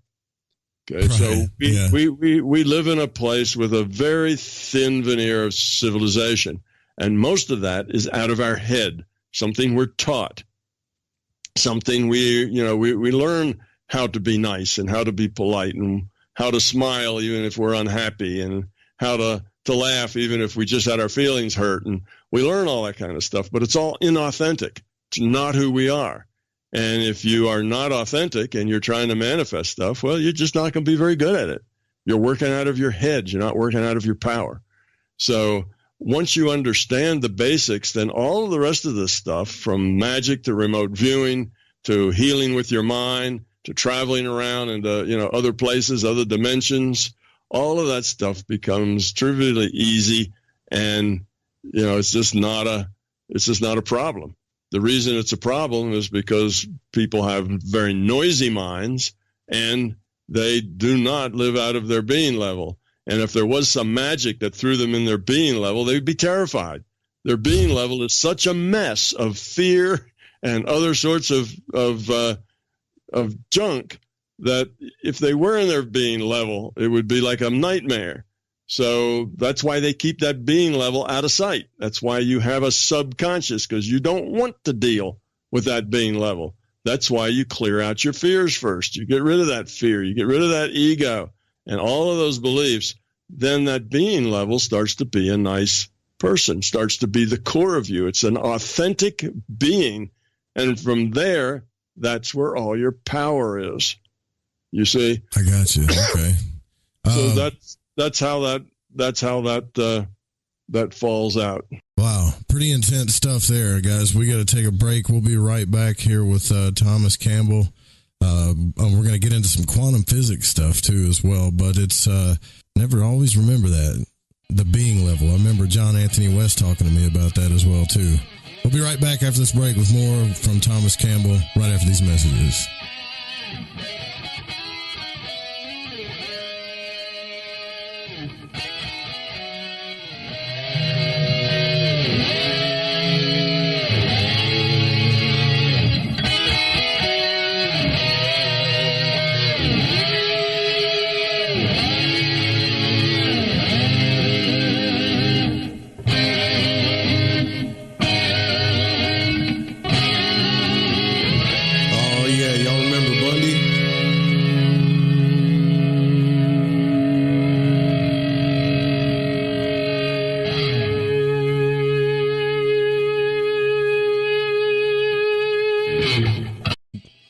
You guys remember Bundy? That's actual guitarist that used to send Eric Markham's friend. And he was a guitarist that had a lot of, his name's Bundy. I don't know if you can find him or not, but it was one of Eric Markham's friends. The guy was a smasher on the guitar, man. And he would send in his clips that we could play on the show. So this is a clip from 2018. So to hear Thomas Campbell talking about this stuff back in 2018 and just seeing where he's gone through and went and where he's at now is amazing. Sudi says, what'd you say? I'm driving. Yeah, I'm driving. And after I sent my last message, I look up and the car's number plate in front of me was Joe 777. Yeah, that's actually my numerology number too, is a 7. I think we all have a number when you do the numerology. So you figure that out too. That's a crazy synchro. It's only, you're seeing that probably because you're listening to Joe's show. And so it's like your reality lining up with you and your focus and all that stuff. Whole other discussion. But this was kind of a long interview, so I'm trying to skip the break here and get back to it. I think we're back. I got it playing in my right ear. Here we go. Thomas Campbell from 2018. I'm still here in the chat, though, guys. Welcome back to Lighting the Void. We are here with Thomas Campbell from mybigtoe.com, NASA physicist, author, and speaker. And it's been a real pleasure listening and learning from this man. And before the break, Tom was talking about our authentic self, being authentic and our core self. And I think that message has been shown to us in a lot of ways, whether it's through movies or whatever. I mean, I know you guys know the Legend of Bagger Vance, that movie. That's what it made me think of. And so just real quick, I'm going to play this if you do remember this. Yep, inside each and every one of us is one true authentic swing. Something we was born with. Something that's ours and ours alone. Something can't be taught to you or learned. Something that got to be remembered. Over time, the world can rob us of that swing. It get buried inside us under all our wouldas and couldas and shouldas. Some folk even forget what they swing was like. Some folk even forget what they swing was like. You keep swinging. But I don't have any balls. And don't worry about hitting the ball or where it's going to go. Just swing the club. Feel the club. Close your eyes. Close my... You can't make that ball go in that hole. You got to let it. I want you to feel the club rolling off your club. Feel the weight of the club. Sailing on the perfect line, dropping out that high, soft as butter. Listen to the sounds of the night. Just keep swinging that club till feel the breeze inside the heart of the sea. And every one of us is one rustling through the tree, authentic swing. Just keep swinging that club till authentic swing, part of the whole thing. Something we was born with. Take a deep breath. That's a good thing. Listen to the sounds of the night. I don't feel a thing. Just keep swinging that club till you're part of the whole thing. That's a good thing. Can you see it?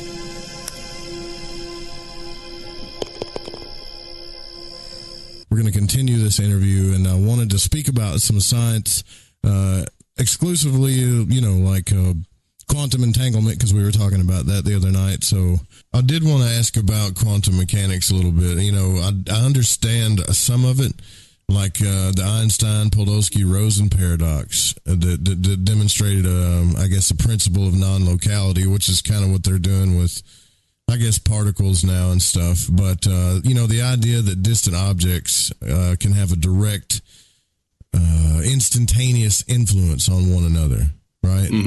So... Entanglement, basically. And it entangles at non-locality, meaning...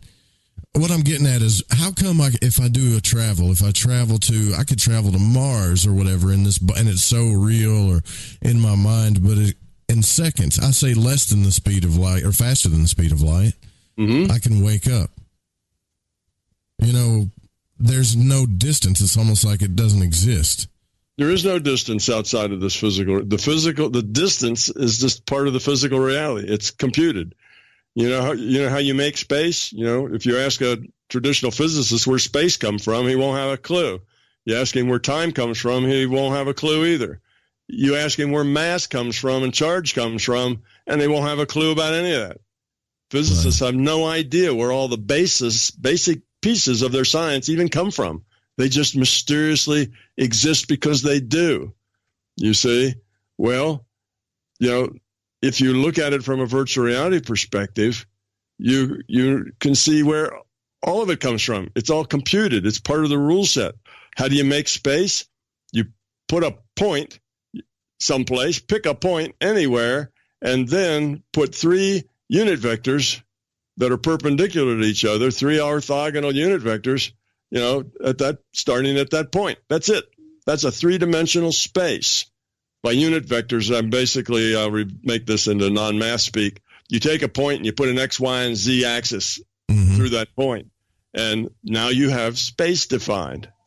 That's all space is. It's a calculation. It's not a fundamental thing in itself. It's a calculated thing. You see?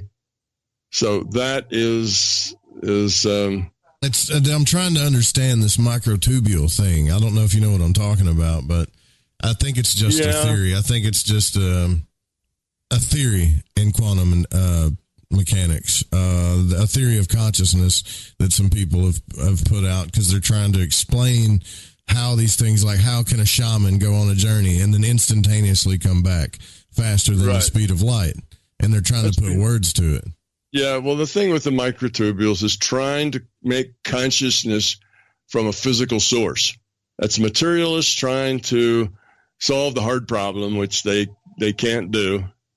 Yeah, and they're doing it, and it's not very credible at all. What they have done is they say, within consciousness, you have things that are non-local. Within quantum mechanics, you have things that are non-local. Therefore, consciousness must be an artifact of quantum mechanics, because quantum mechanics is the only thing we know that's non-local, and so is consciousness. And because this is a material reality, consciousness has to be created with quantum mechanics. Well, quantum mechanics and microtubules, the fact that they're micro and very small where quantum mechanics plays, that's what they're trying to do. So they come up with this microtubules just to create some kind of quantum system that will then create consciousness. Well, that is very bad logic. Just because they have one thing in common doesn't mean that one causes the other. Rocket ships fly and birds fly. Therefore, birds must be little rocket ships.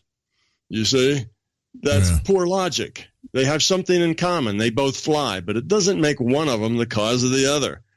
See, that's kind of a bad idea.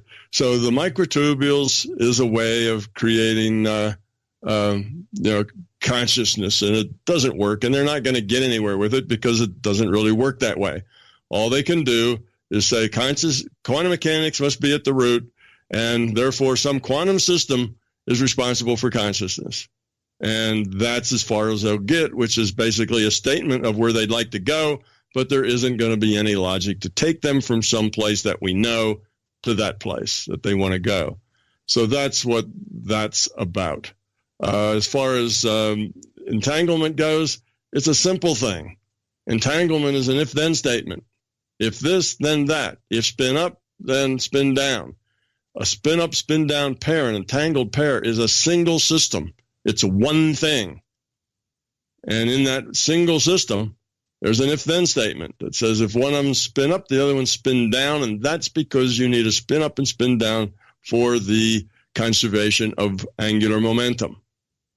And that's why when a particle suddenly, when a bunch of energy creates two entangled particles, that's why it has to have the same amount of angular momentum and linear momentum that you had before in that energy.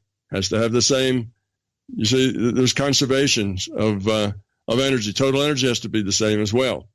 So that's a single system based on conservation laws, and it's easy to produce in an if-then statement in a computer code. So that's what's basically going on there. Those are people trying very hard to maintain a materialist view of the world, even when consciousness and quantum mechanics both defy materialism. And just claiming that, well, they both defy it, then one must be the cause of the other is not even logic. Well, they started talking about the holographic universe, and then it explained it, and I was with them on that one, and then they got into the microtubule thing, which kind of went back to a physical explanation of a holographic universe, which didn't really make sense to me to begin with. So they lost me there. Right, it doesn't make any sense, and that's because they're just waving their hands. There isn't any logic there. The holographic universe is really not a very good metaphor. Some of the things they say are interesting, but again, they're trying to push physics into spaces. They're trying to push a materialist physics into spaces where it can't play. And the metaphors are unfortunate. It's not a hologram. We know what a hologram is. It's a interference pattern that if you shine light back through the interference pattern, the light will manifest in the source. You'll have a little ball of light that looks like the source. Mm-hmm. So you start with the source and you put laser lights on it from different directions. That the laser light bounces off the source from those different directions, creates an interference pattern on a piece of film. Now, you take that film and shine laser light back through it again, and you'll see the source, whatever it is, a child's ABC block or a picture of, a little statue or whatever you'll see. Now you'll see it as light, because the light will goes back, back and forth. Either way, it works. Whether you make the diffraction pattern with a laser light or send the laser light back through the diffraction pattern and make a little ball of light there that's in the pattern of the source. That's what we have, and that is not what's going on in the universe. This is not a holographic universe.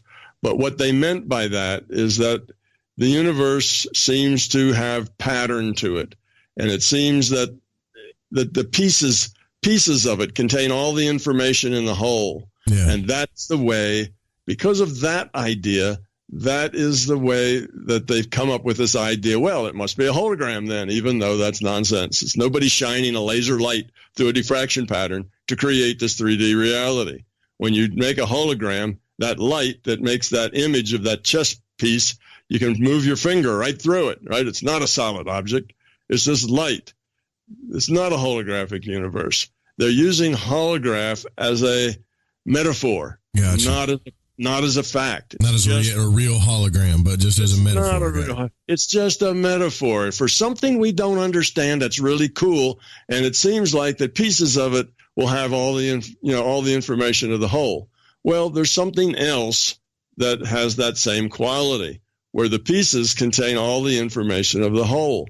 And it is fundamental in our reality, and it's called a fractal. Gotcha. Okay. And yes, this is a fractal reality. And yes, there's a thing I created, a concept that I created is called a process fractal rather than a geometric fractal. And a process fractal is a process that the output then gets turned around and feeds back into the input. And when you take an output and feed it into an input like that, you create a process fractal. And that's what evolution is. Evolution is a process fractal. That's how you can start with something simple like a cell or a couple of cells, and 200 million years later, you've got the planet Earth with all the bushes and plants and snails and humans and antelope and monkeys and everything else on it, just from that cell evolving. You see? That's what fractals do. They start with simple things, they keep iterating, and they build up these huge, detailed things. It's a fractal process. So that's why they call it, this idea that it's laser light shining through a diffraction pattern is silly. That makes no sense whatsoever. Well, it's a metaphor. What's it a metaphor for? Well, if they really knew, they wouldn't have had to use a metaphor like that. They wouldn't have had to use a very general, non-specific, doesn't make any sense metaphor. Uh-huh. Okay? They could use something that was a little better. Well, because they use a very generic kind of doesn't make a whole lot of sense metaphor, tells you that they don't really have a clue. It just sounds good because they know that just the physical reality by itself doesn't play. Everybody in physics knows that, even though a lot of them don't admit it. So they're coming up with these bizarre ideas to try to make it play. Well, yes, if you talk about distance, there is no distance outside of this virtual reality. Distance is created. Once you get into the consciousness space, there is no distance. There is no place. That's a 3D. That's a geometric construction. You see, and now you say, well, then I can't visualize it. Well, no, you can't. You're a 3D person and you have all your experiences 3D, and you can't visualize or think about anything that isn't 3D because that's your whole experience base. But you can deal with abstract thoughts and abstract relationships. So you can actually work out the answers even though you're stuck in the 3D world. It's just they're abstract. You end up with a metaphor. It's another metaphor that I call the larger consciousness system. Gotcha. Now, all of this stuff you talk about, because I've got all three of your books. I haven't, I'm taking it in as slow as possible, to be honest with you. But I have them for life now, all three of them. Mm-hmm. Does your books, the My Big Toe series, do they encapsulate pretty much everything that you're trying to teach us, or is there more outside of that? Well, the books themselves, give a really good overview of the basic theory. Yes, they do that. And the thing that you'll find elsewhere, mainly on YouTube, is the more science aspects of it, the applications. Okay, you have theory, and from that theory, you have, millions of logical consequences. So that's like you take Newton's laws, right? That aren't laws. Take those equations, and you got like 4 or 5 equations, and they're not even real big equations. And the logical consequences of those equations are almost every physical thing that happens in the macro world.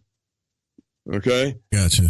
Things that you wouldn't necessarily say, well, okay, no two things are in the same place. Well, yeah, okay, any idiot could figure that out. He wasn't that smart. Even I could have figured that out. Well, there are logical consequences to that. And it's not just a simple statement, but there's logical consequences. So the books, the 3 books, will give you the basic theory. Now, a lot of the logical consequences of that theory have been talked about in the videos. And science, physics, is one of the logical consequences of that theory.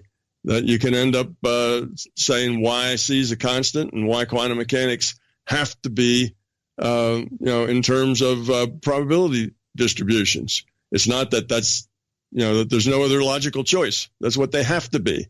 Mm-hmm. And these are just logical things that fall out of the bigger theory. So the bigger theory is there in the books. YouTube will give you a lot more of the logical consequences and develop more of the science, more of the application. People say, well, how do I apply this to my life? All right, here I am, I'm this and that. I'm stuck in a job I don't like. My life isn't very happy. I have a terrible relationship. What's wrong? What do I need to fix? Well, then you can tell them, according to MBT theory, you can just write a very short list of here's what you have to fix. Here's what's wrong. So it affects people's lives. And that discussion, obviously, if you just say, well, here's a list, that's done, next, it's not going to help that person very much. They walk off with a list. You have to discuss it. You have to explain. You have to get them to the point where they can actually see what it is you're talking about. Paradigm shifts are never easy. So a lot of the YouTube is in this explanation, deriving logical consequences and explaining to people in ways that they can understand what these principles mean to their everyday life. So that's what else is out there. So for most people, the books are good and it gives them a good foundation. And after that, the YouTube videos kind of fill in the details for them. But you've got a mass amount of information on those YouTube channels. I really recommend anybody that's listening to go there. You make so much sense with all this stuff. It's just, I wonder sometimes why somebody like you or maybe Robert Monroe could easily do it. It just happened to him. Like, they didn't even know what was happening. Robert didn't know what was happening to him. No, he did not, and he had no idea about what it all meant. He thought, when he went out of body, he thought he was going to a place that existed there, independent of him, his mind, his intent, and his interpretation. He thought that it was like that. So he goes out to his park, or he goes meets somebody and does something, and for him, all of that was like another physical reality that just isn't physical. And it's not like that. But he didn't know that. He knew as much as he could know. And he was a good reporter. He didn't embellish. Mm-hmm. He tended to say just what it was he got. But he was forced to interpret, because everybody has to interpret the data. If they're going to tell it to somebody else, you have to interpret it. Even if they're going to think about it themselves, you interpret it. Your interpretation sticks you with your own knowledge base, your own experience base. So he'd interpret in terms of the things he knew, right? The things he believed. So but he did a good job. So yeah, it just happened to him. Why did it happen to him? Because the world was ready for a set of 3 books that would introduce them to a larger reality. I was always wondering that, like, why did it just happen to him and I have to really try or do some methods that you taught me or someone else taught me to try to do these things, and he would just lay down and bam, he's out doing all these things, and I'm extremely jealous, to be honest with you. This just happens to some people, not just Robert Monroe, but well, I never asked. Did I ask you this? Did this just happen to you, or did he teach you how to do these things? I don't know if I ever asked you that. Yeah, well, if you have you read book 1 yet? Yeah, I read book 1, but it's been a while, so that question I can figure out on my own, pretty much. Well, book 1 will tell you that, and I can tell you even more than that. That I had experiences of I had entities come teach me how to get out of body when I was like 5, 6, 7 years old, and so it happened to me like that too. I didn't ask for it; it just happened. But then that got turned off, and it wasn't until I'm now in my middle to late 20s that I run into Bob Monroe, and I start doing it from that viewpoint. So yes, I had it. It did just happen to me naturally, but not in a continuous way the way it did with Bob.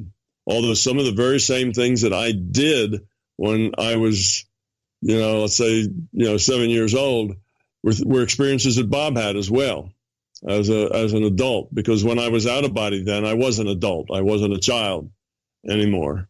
Right. So that's kind of strange. But then when I was with Bob, everything came back pretty quickly, and I was a very fast study. First time I tried to meditate, I was immensely successful with it. So I've been probably working on getting ready and whatever for this sort of thing for multiple lifetimes, not just this one. So yes, I've always been a very fast study in these sorts of things. Things come natural to me. That's for sure. Because the last time I interviewed you, we were on video, and you during the break, I came back, I got a drink, I came back, and you were just leaned back with your eyes shut. And I thought, well, maybe he's tired. Maybe he's taking a nap. And you kind of heard me, and you was like, no, I'm here. I just choose to go other places when I want to. Something of that nature is what you said. Like you could just travel. And yes. I've always been extremely jealous of that. And I would love to go on one of these immersions. I've actually been invited to one, and I hope I can go. Do you try to help people learn how to do that on these immersions that you do? Yes, that's the point. Helping them get personal access to the larger consciousness system. That's amazing stuff. And I just, what I was saying when it got disconnected is I think last time you told me the reason why I couldn't do these things, and other things happened. It just happened naturally to, I guess, certain people, and people like me couldn't really do them the way you guys could is because of our paradigm, our fears, and our expectations, and we had to let go of all that. Is that right? Pretty much. That's right. And it takes a long time to let go of all that, yes. That's pretty much it. It seems to me, though, that the experience I had when I did go out of body, that I could see what was really happening. And then I've had other experiences where it was in a dream. It's like a dreamlike state. Mm-hmm. One is way more vivid. The colors were brighter, the edges were sharper. There was almost some kind of hum. And in that state I was in the physical, like I saw things that were happening. I verified it through my notebooks. Mm-hmm. And then other things that I've done were just wacky dreams. And everyone keeps telling me, well, you're in the same place, really. You just don't know it. But it feels like layers to me. Is that my mind, or is that an actual structure? Yeah, no, there are layers, but it's not structure like you think. Your reality is your interpretation of a data stream that you're receiving from the virtual reality server. Okay, so you're a player. You get a data stream from the server, the rendering engine, if you like, for the virtual reality, and you interpret that data as this reality. All right. If you let go of this reality, you let go of all your sense data to where you're no longer processing sense data, you can get hold of or be given another data stream, and that other data stream then becomes a different reality for you. Gotcha. Okay? So there are multiple realities. These are really multiple data streams. Now, why do you get one kind one time and a different time the next? It depends on you, pretty much. It depends on what you bring to the table. It depends how quiet your mind is. It depends how settled you are emotionally, the level of fear that you have. It also depends on what the system would like to teach you or what it thinks you can learn. So the very first one, or some of the initial ones, often tend to be really the best ones because they're perfectly clear. The system is just letting you see what it's like to be aware of this physical reality from a viewpoint of consciousness. And then that's that perfectly clear, amazing place. Then you looked around and you saw things that you could check out later.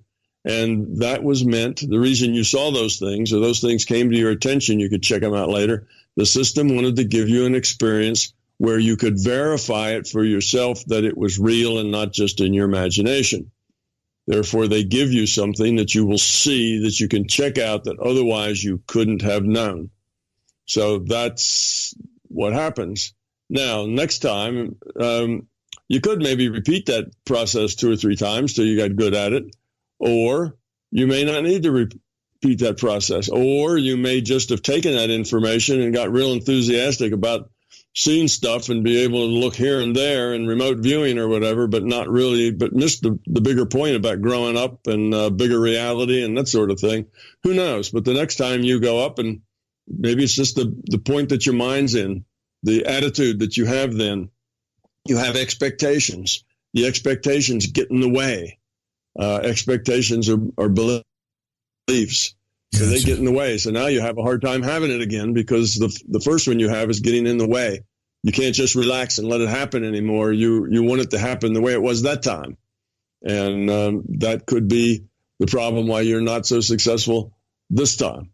So that happens a lot. It's, again, if you get clear of all the fear and the beliefs and the ego, then things get a lot easier. Trying to push through it with those things intact, you can do with enough practice, but it's just a lot harder way to go. I wonder if that's why I got shoved back in my body. That one time I was doing a method that I'd learned and I from somebody else, and I felt the vibrations. So I was doing the whole roll out of your body type thing, right? Right. And I knew when the vibrations hit that I just needed to relax for a little bit and then move. Well, I couldn't move. It felt like I was stuck in a shell. And I'd said some type of command, like I command you to release me by life and light. But my voice sounded like James Earl Jones when I said it. It was really weird. And these they look like Rorschach things, little blobs, immediately just came down and just kind of shoved me back in, like held me from getting out. And I woke up and I was like, what is that? And for every time I tell that story, psychics or mystics, they'll tell me that these are my guides that are saying I'm not ready and this and that. And I find that so hard to believe because I feel like I'm ready. I want to do this, Yeah. Well, what they're trying to do is come up with plausible reasons. And there could be a lot of different reasons besides that. It's your guides trying to push you back in. And then why did your guides turn into Rorschach test blobs and that sort of thing? That doesn't really make any sense either. I would agree with that. That's probably not really what was going on, but it's probably true. Their interpretation's wrong, but the fundamental reason is probably still right. And that's that you weren't ready. You weren't ready in a sense that, not that you didn't want the experience and that you weren't ready to have it, but you weren't ready in the sense that your mind was quiet enough, that your ego was still and absent enough, and that you didn't have expectations or other things going on. What happened is you probably got too excited. Mm-hmm. You got those pulsations, and it's like, oh boy, okay, I got it now. And your expectation level and your excitement goes up. Well, all that expectation, excitement's all in the intellect. So what that does is just brings you right out of the being level into the intellectual level, and then nothing happens. It just kind of fizzles. Well, when it fizzles, you have to do some kind of you get some sort of data, and the information you got, it isn't working. And it's true that you weren't ready, but not that you weren't ready by desire. You weren't ready by then because you were in the intellectual part of yourself, not in the being level part. At least this would be my first guess at it. Yeah, I wanted out so bad I was trying to force it, Right, exactly. That's the thing. And when you do that, then you break it. And as you break it, you had the sense of falling back away from it. Like you weren't on the edge anymore. You were getting farther and farther away from the edge. And you interpret that as, being, because you really want to do it, but you're getting further away from the edge. That means something must be prohibiting you or pushing you away. So then you manifest something that's pushing you back. And why little ink blots? Well, that's who knows, right? Who knows? Yeah. You just needed something that was pushing you back, and that was nondescript. Anything else would have taken more, visual acuity to make up something. If it was little green men with pointy ears were pushing you back, then you would have had to manifest all of that imagery. It's easier to just have a blob or a dark light or a feeling or a hand pushes you, in the chest and pushes you back. That kind of stuff is common, and people are just making up something, whatever it is that's keeping them from getting in and pushing them back. That's what it is they're interpreting that. And there's really nothing doing that. They just feel that there must be because they feel they're getting further and further away from it because they're getting more and more in their intellect. Therefore, something must be keeping them out. Therefore, they manifest something that is keeping them out. When you get into these states, what you think manifests very, very easily. Gotcha. So my next question would be the human potential. The set of laws that are, I guess, in the cosmos or whatever, that when we send out something you were talking earlier, that it has to come back, I guess, maybe it's easier for it to come back a certain way. Like if I send out a manifestation and some type and it comes back through the natural laws of the universe type deal. Does that inquire, though, that as far as the human potential goes, that we can stretch the bounds of what we can do now physically? And I say that because there's this Rudolf Steiner and some other, I think it's 100 monkey theory or something like that, where once a human breaks some type of physical record, then the rest of the pack catches up. Like an impossibility becomes possible, but it has to be broken first. So where does that leave the human potential? Like what are we capable of, and are there any boundaries to that? Well, the human potential is much, much, much greater than most people believe that it is or understand that it is. Much greater. And the reason that somebody breaks a record and then after that all sorts of people will break it, that's because when the first person breaks it, that person basically destroys the myth that it can't be broken. It makes it possible. See, when things aren't possible, well, nobody will ever go faster than that, pedaling a bicycle or whatever it is. Then basically people feel like that's beyond them. They may try a couple of times, but it doesn't work.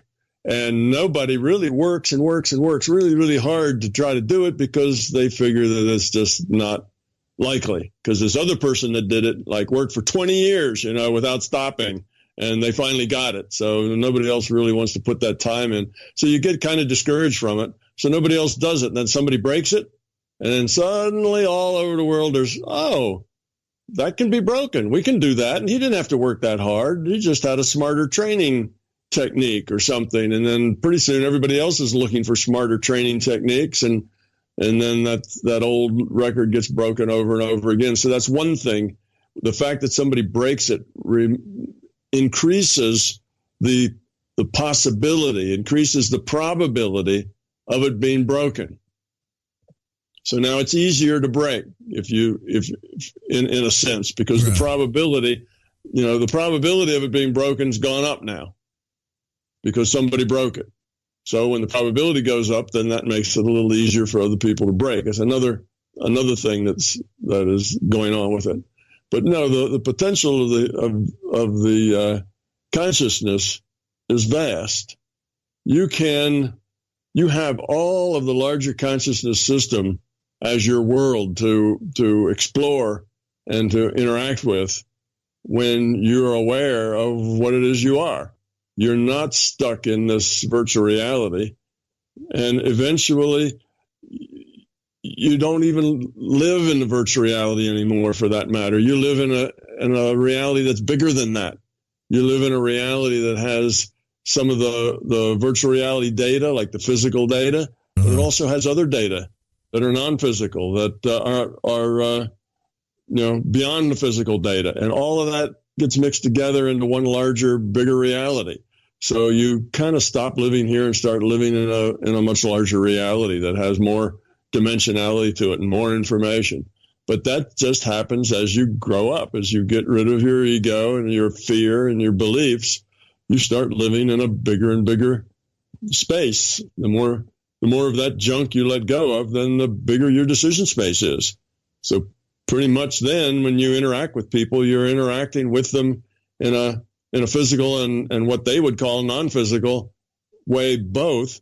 But from you, it's just one thing. You're not physical and non-physical and getting data from this source and that source.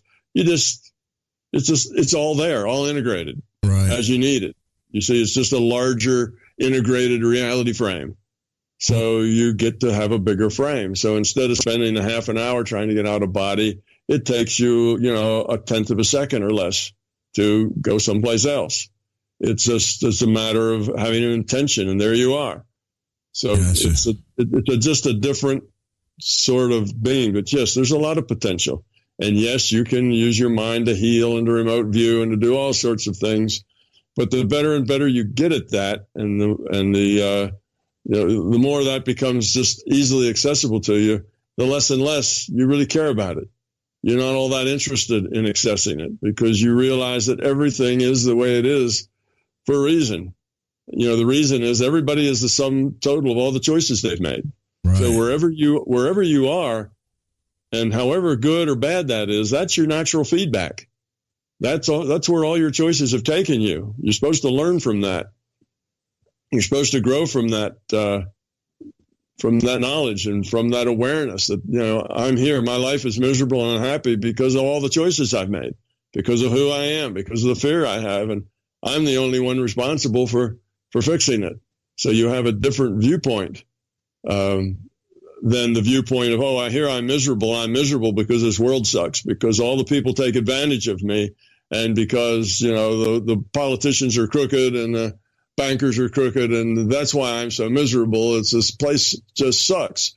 So you take no responsibility for yourself. You blame everything on everybody else except yourself, and you never change. You're still going to be miserable tomorrow because you're not changing anything that's important. All you're doing is absolving yourself from any responsibility, and everything continues the way it is. So it's when you live in a bigger reality, you just get this information. So let's say somebody walks up to me and they say, Tom, my Aunt Susie just, fell out the third store window, and, she's in critical condition, and I want to know if there's anything you can do to help her. Well, when he first told me about Aunt Susie, as soon as he said Aunt Susie, I already had Aunt Susie up. I was getting data on Aunt Susie and how Aunt Susie was and what her choices have been and where she is and what her life is like and the fall and all that kind of stuff. So as he's talking to me, I get information from multiple sources. Just anything that's pertinent then just comes because it's pertinent, not because I go out and search for it, but because it's pertinent, it just becomes part of my reality. So that's what I mean by saying this is an example of how you live in a bigger reality. So it's not that you're here or there, or that even you can go here and there quickly, but eventually it all just melds and you live in a space that's bigger than 3 dimensions. And it's just a natural, everyday kind of thing. Mm-hmm. And that is not just me. I'm sure there are other people that, have the same experience, but that's the way it is as you get rid of fear. Earlier you were talking about love, like you wanted to make the world a better place by letting people know the potentials and how consciousness really works. What is your theory, or what you found to be, as far as I guess you could say spiritually goes, the concept of God? Anytime someone's asked this question, even the Buddha said, you're asking me a question that, it's kind of a waste of time to ask because I can't answer that. I can't comprehend it. Is it really beyond our comprehension to realize why we're here? No, not at all. It's not beyond our comprehension. The why we're here is to grow up, is to become love. is to lower the entropy of ourselves and of the system. That's how the system survives. That's what any information system, any self-aware information system, that's what it has to do. That's, again, that's just the logical necessity for an information system. So you know why you're here. The God question is very interesting. And I asked a couple of people, and you'll find it in one of my talks from Atlanta that I was giving, Atlanta, Georgia. And it was being given in the basement, kind of a recreational area, big area down there in a Unity Church, North Alabama Unity Church. And that was just the venue that we had picked to have a talk. And I had two theologians in the audience, both of them, I think, from that church. So I took the opportunity to ask them. I kind of put them on the spot without warning. But I asked them, I said, guys, you're theologians. God is your business. You've been through all the academic training about theology. Can you just tell me what are the attributes of God? Now, I don't want any sectarian kind of thing, and I don't want any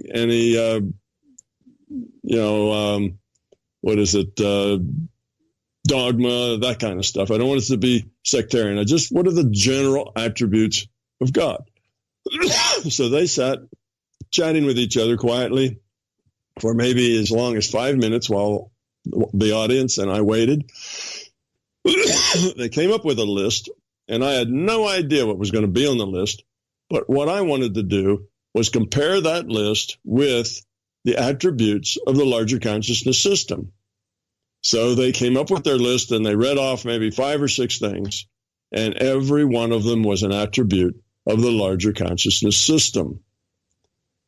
Now, the larger consciousness system is not infinite, it is not perfect, and it is not done. It's still evolving. It's still in self-creation.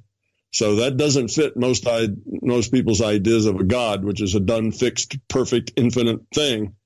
But all the attributes are basically the same. So if you want to know what is God, I would say that a very good model for God would be the larger consciousness system.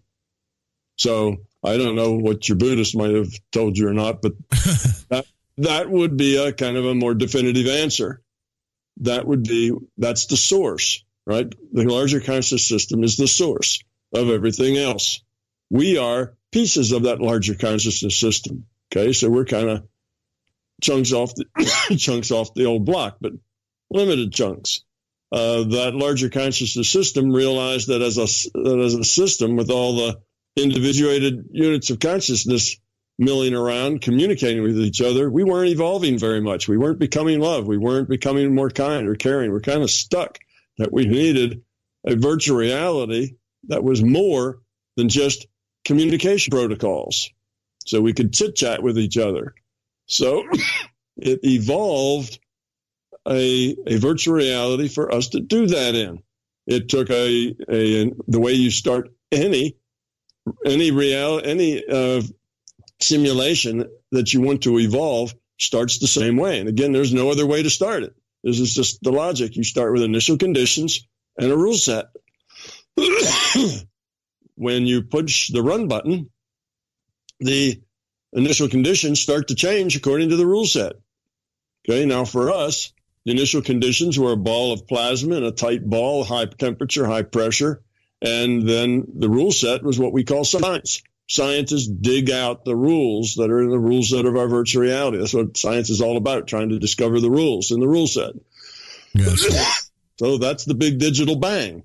That's what created then this virtual reality we call our physical universe. So now you ask a physicist and you say, well, where'd that ball of plasma come from, since the universe hasn't been created yet? Right. It's created from that ball of plasma. And you say that all reality is physical reality. There's only this physical universe and nothing else. But where'd the ball of plasma come from that had to be outside of our universe in order for our universe to generate from it? And of course, they can't answer that. You see, just like where does time, mass, charge, and space come from? And they can't answer that. You see, with a virtual reality concept, all of those answers just fall out trivially. It's not like you have 10 pages of math to get them. They're just there. It's just so there definitely could be something behind the curtain then. We just don't know what it is, as far as what's before the plasma, Well, what it is consciousness. Right. It's the larger consciousness system. Yes, that is the source. And that is the only thing that's fundamental, and everything else is virtual. So when your avatar dies here, you won't, your consciousness doesn't die. Just like when your elf dies, you don't die. You just find yourself awake in some other virtual reality. And you end up then in the transition virtual reality, another virtual reality. When you go to sleep at night and you dream, you go to another virtual reality with a different rule set where you interact however you do. And it's there for a reason. You make choices in that dream reality, and by those choices, you evolve or de-evolve. It's just another reality frame for you to interact in. It's no less, no more inferior or superior than any other reality frame. They're all just virtual realities. Consciousness is the only thing that's fundamental. Okay, so that's the model. So if you want to know where God is in the model, it's the larger consciousness system, an imperfect, natural, not supernatural, natural system that is in the process of becoming and evolving. And it needs to lower its entropy to evolve. And we are part of its strategy for doing that. So at the Monroe Institute, I've listened to a lot of those audios where they talked about certain people or beings were stuck after they died. When I say stuck, I guess I mean they didn't transition, or they just didn't know where to go, or what was happening there. And I think, was it their beliefs, or they're so stuck in this paradigm of reality that caused that? Well, what happens is that's kind of a thing to do in a lot of things. You can go to the Monroe Institute and take a course called Lifelines, where you go save the stuckees, very much like you just described, and other places, other organizations, other I don't know, whatever. They have a similar kind of thing, and what's going on there, it isn't that it's so hard to make the transition, and it needs people like us to go help them out. That is all that's set up as metaphorical. It's not actual that it happens that way. What it is another virtual reality where you get to retrieve or save or help lost souls. There are no lost souls other than the ones that are created by the computer for the virtual reality game. It's another game you play. It's like going from World of Warcraft and changing to The Sims or Sim Tower or some other virtual reality.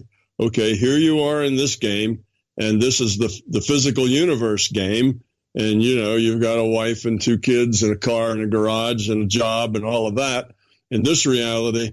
And then you go into a meditative state, you let go of this reality, and you take on the data stream from the virtual reality of saving the poor little souls.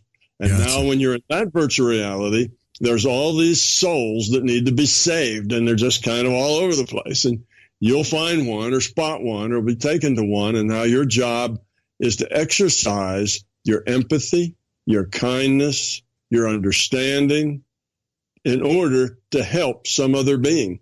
So it's an exercise in growing up. It's a very good exercise to do, but it's an exercise in helping, in loving, in caring about other. Okay, because you have to be clever. You have to understand what the problem is, and then you have to try to sort that problem out. And all of this takes effort, and it's practice, and it's a good thing to do. So it's just another virtual reality that is set up for people to learn in. Now, don't take that as it's fake. Your dream reality is not fake. This physical reality that we walk around in is not fake. There is nothing more real than information.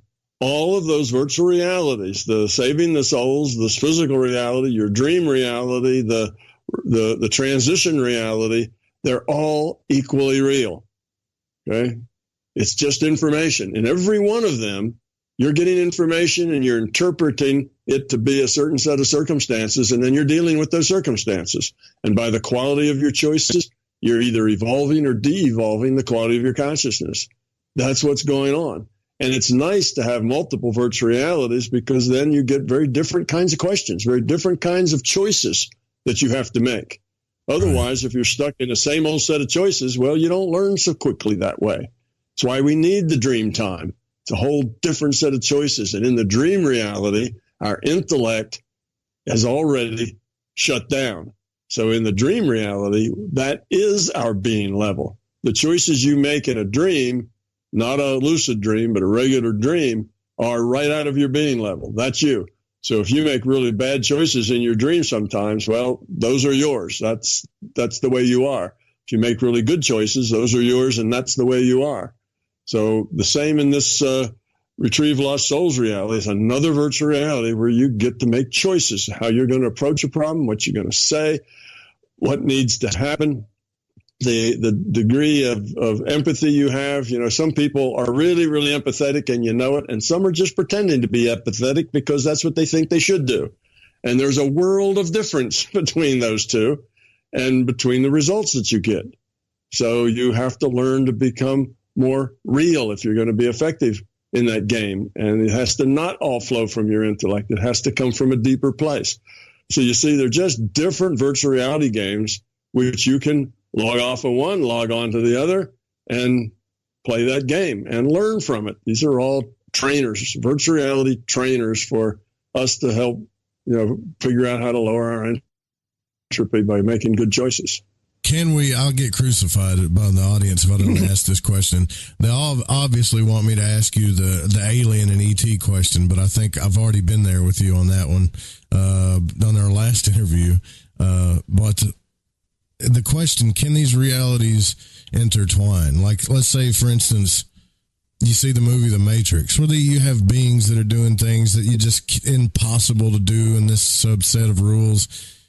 And, Morpheus says, well, rules are meant to be broken and they're only based on your beliefs. Well, I don't want to go around believing this is a matrix, because you might have people jumping off bridges thinking they can fly, but right.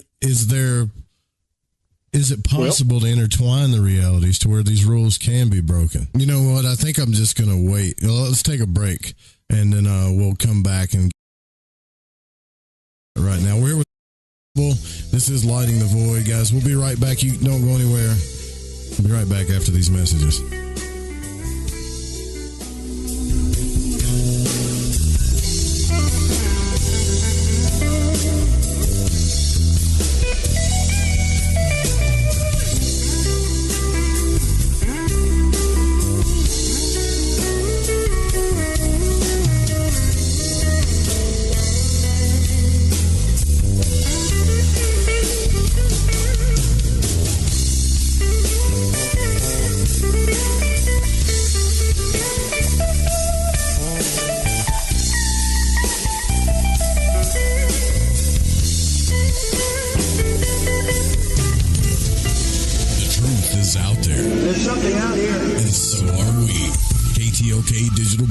The Fringe FM.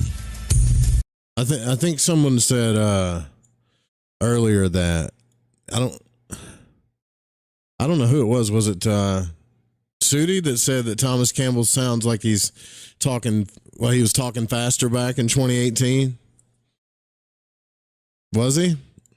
I mean, to me, this was one of the best interviews that I ever did with him.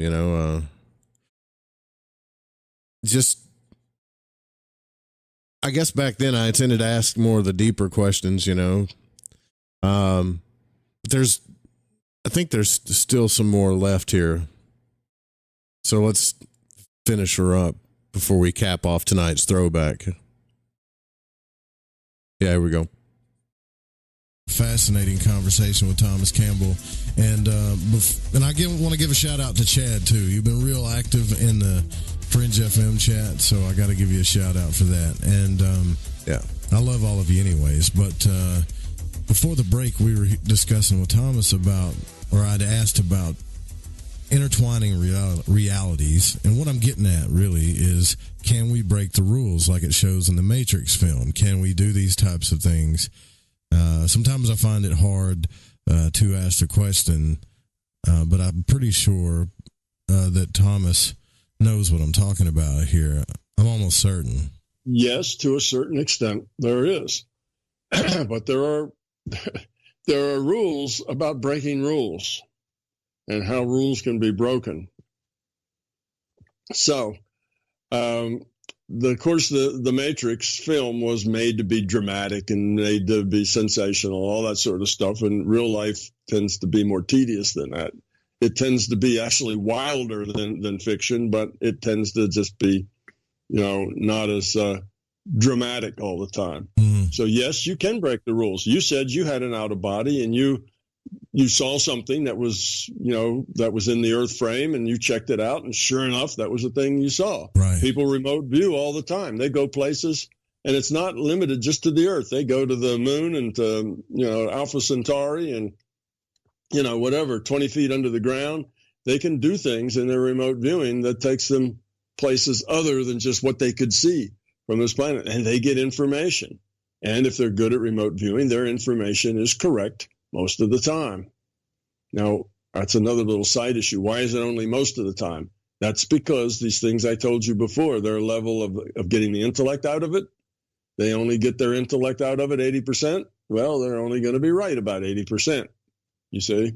So anyway, yes, so these realities do interact. You've already interacted with it once, and all the remote viewers are interacting with it. When you heal somebody with your mind, you're interacting with this virtual reality. So there is interaction, but the interaction is not just you can do anything, that you want. Let's say we'll talk about manifesting things. Mm-hmm. You can't always manifest what you want. It's not that it's a thing that if you try hard enough to manifest it, you'll get it. What you're doing is you're modifying future probability.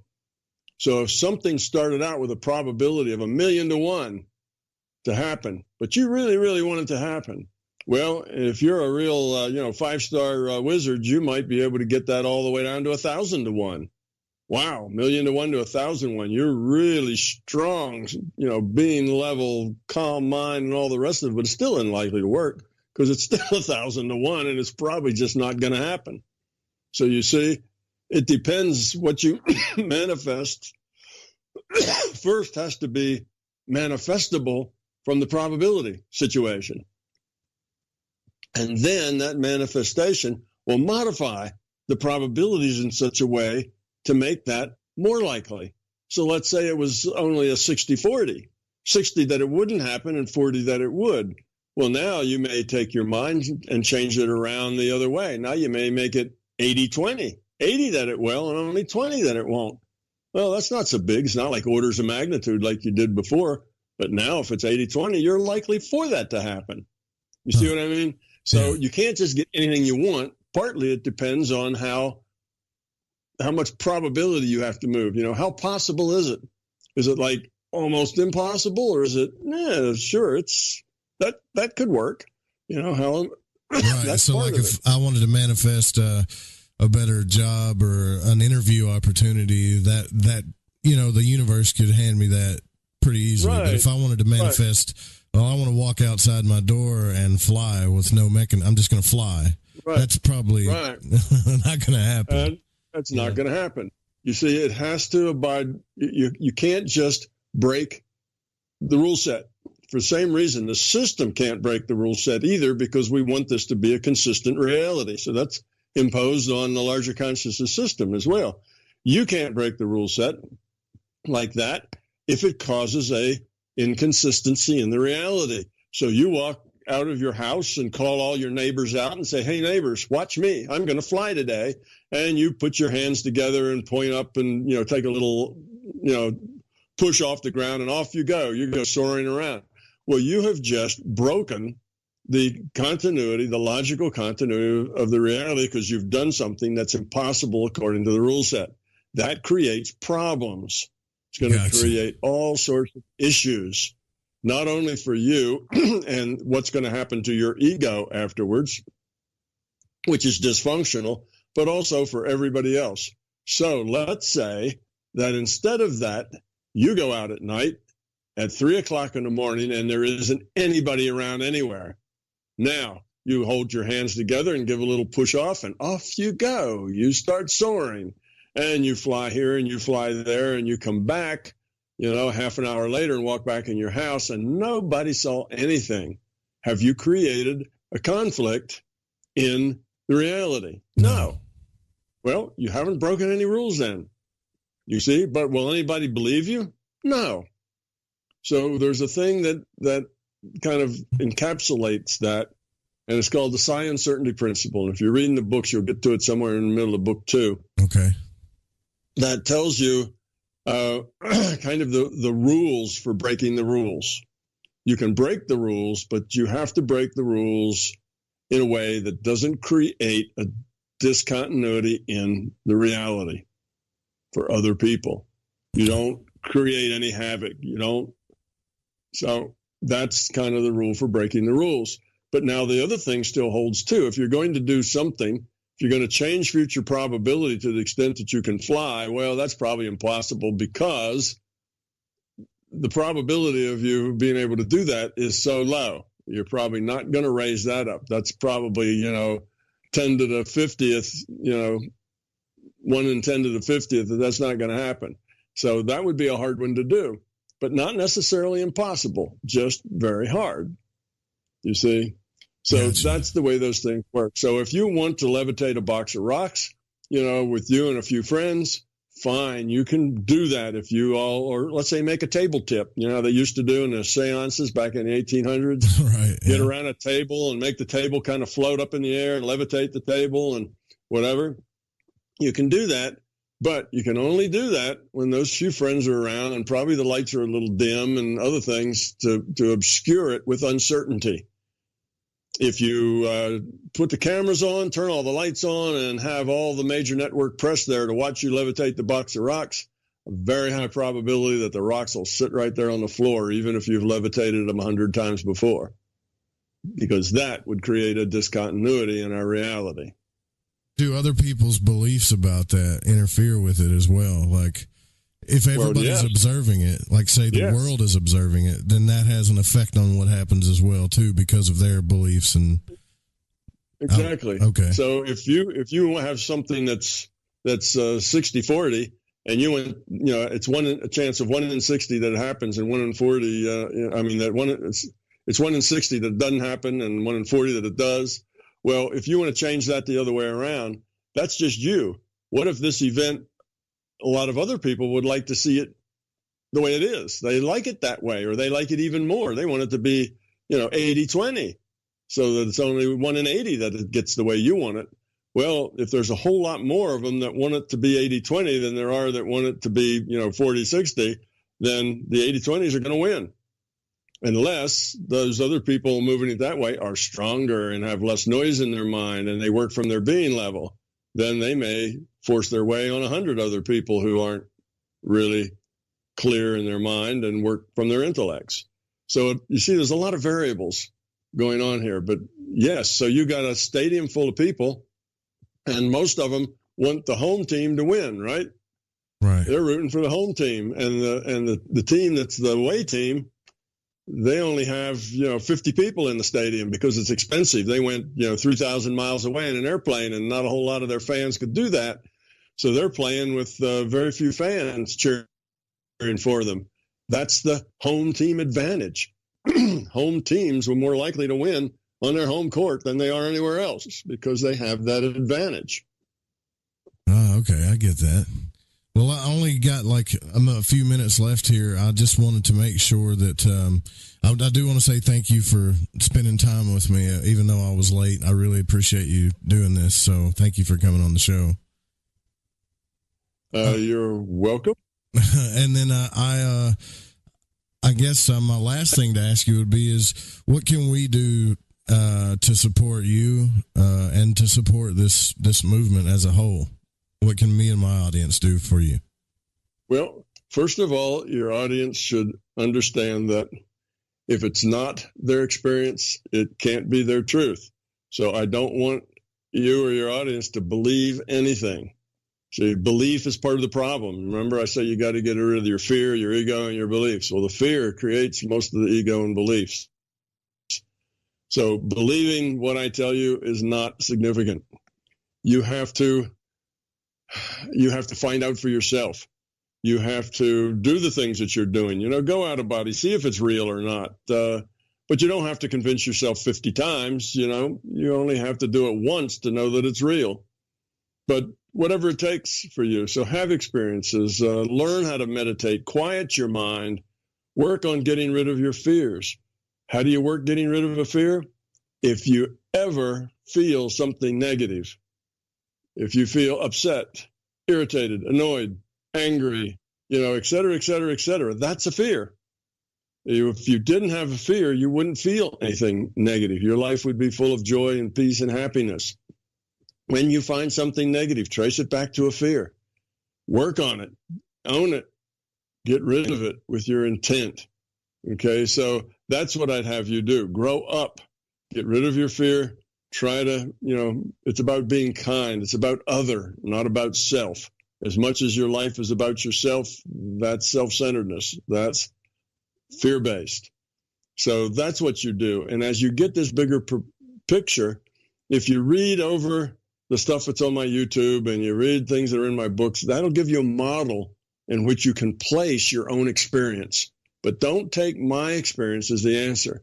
My books and stuff in YouTube is just a model that can help you understand your own experience.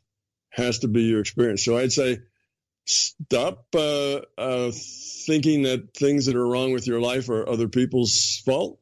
Take responsibility for your life. Get rid of your fear. And as you do, all these other things, the out of body, the being able to heal, manifest thing, all that becomes easier and easier and easier. So start at the beginning. Work on yourself. Get rid of your self-centeredness. Make it about other. That's what I would say. If you really want to get on this movement, you want to help humanity out, that's how you do it. You see, that's what's really wrong here. It's not that our institutions are evil, our politicians are evil, and our corporations are evil. Well, they might be that way, but they're not the cause. They are a symptom of the cause. The cause is us. We, humanity, have a very low quality of consciousness. All of these institutions and governments and economic systems we create. What we see out in the world is a good reflection of who and what we are. The only way to change it is to change ourselves. So that's what I'd tell you people. Take it seriously. You're a piece of consciousness. You're here for a purpose, and that's to evolve. And that evolution means being kinder, more caring, more loving, and getting rid of your fear. So if you want to get serious about any of this, then you will move from being part of the problem to part of the solution. And that's a good space to be in. So I hope that wasn't too much, but oh no, that was great. That's what you need.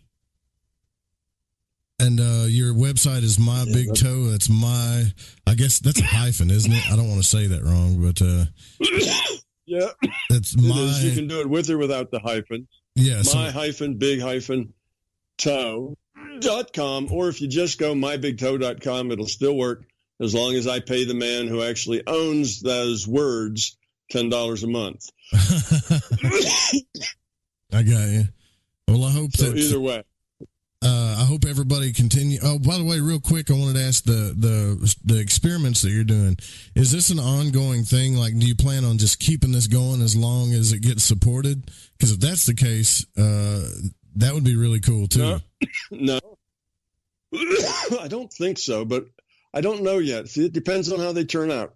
If they turn out that they work the way I think they will, then that will probably be the end for a while. We won't have to do a whole lot more. If they turn out not the way I think they were, then I'll have to think about it a little more and see where I may have made a poor assumption, and then I may redo them. Different sets of experiments, different things. So I don't really know.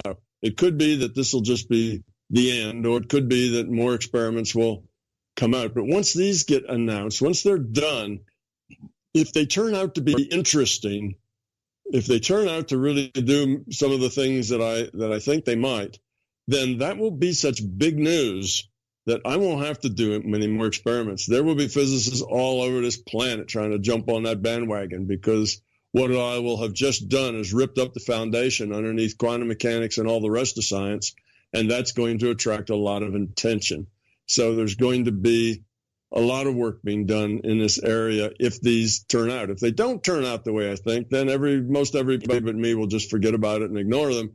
And I'll go back to the drawing board and see what went wrong and see if I can't figure out a better set of experiments to do next time.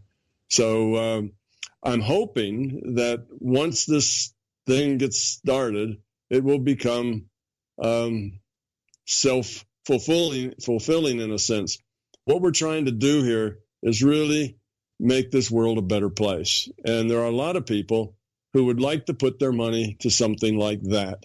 So I'm thinking of philanthropists, people that have a few $100 million around they don't know what to do with. Right.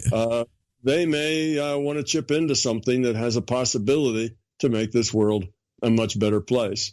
So I'm hoping to attract some philanthropic, is that right? Yeah, philanthropic. That sounds right. Philanthropic. Is that the right way to say that? I think so. Attention as it works.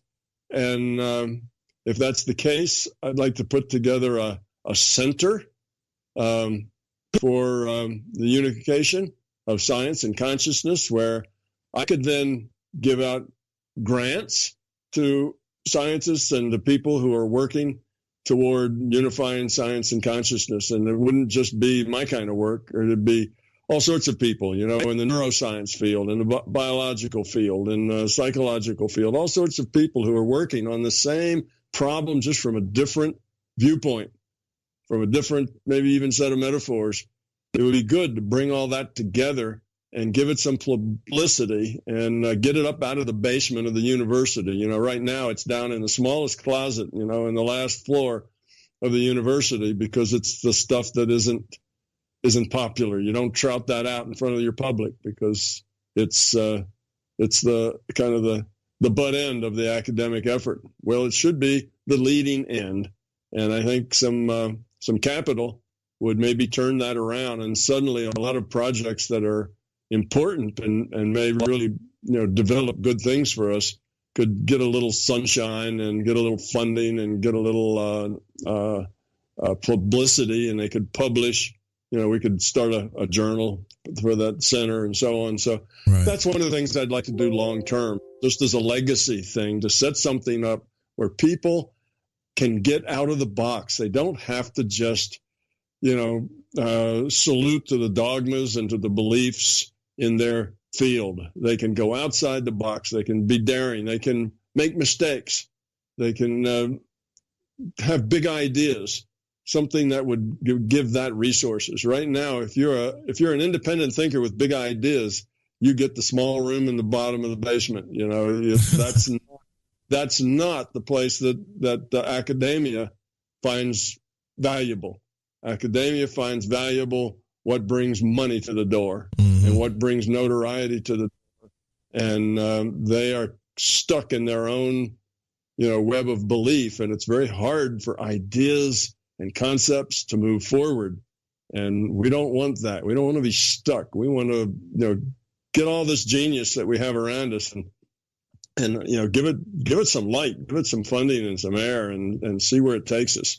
And right now we don't have any institutions to do that.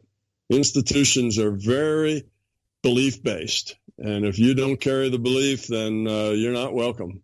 So that would be something that would help turn the tide a little bit in the favor of the kind of the renegade, like myself, who doesn't just play in everybody else's sandbox, goes off and does out of the box thinking. Right. I think that's good. We need some of that. Now, sometimes you get out of the box thinking and it's just going to be garbage.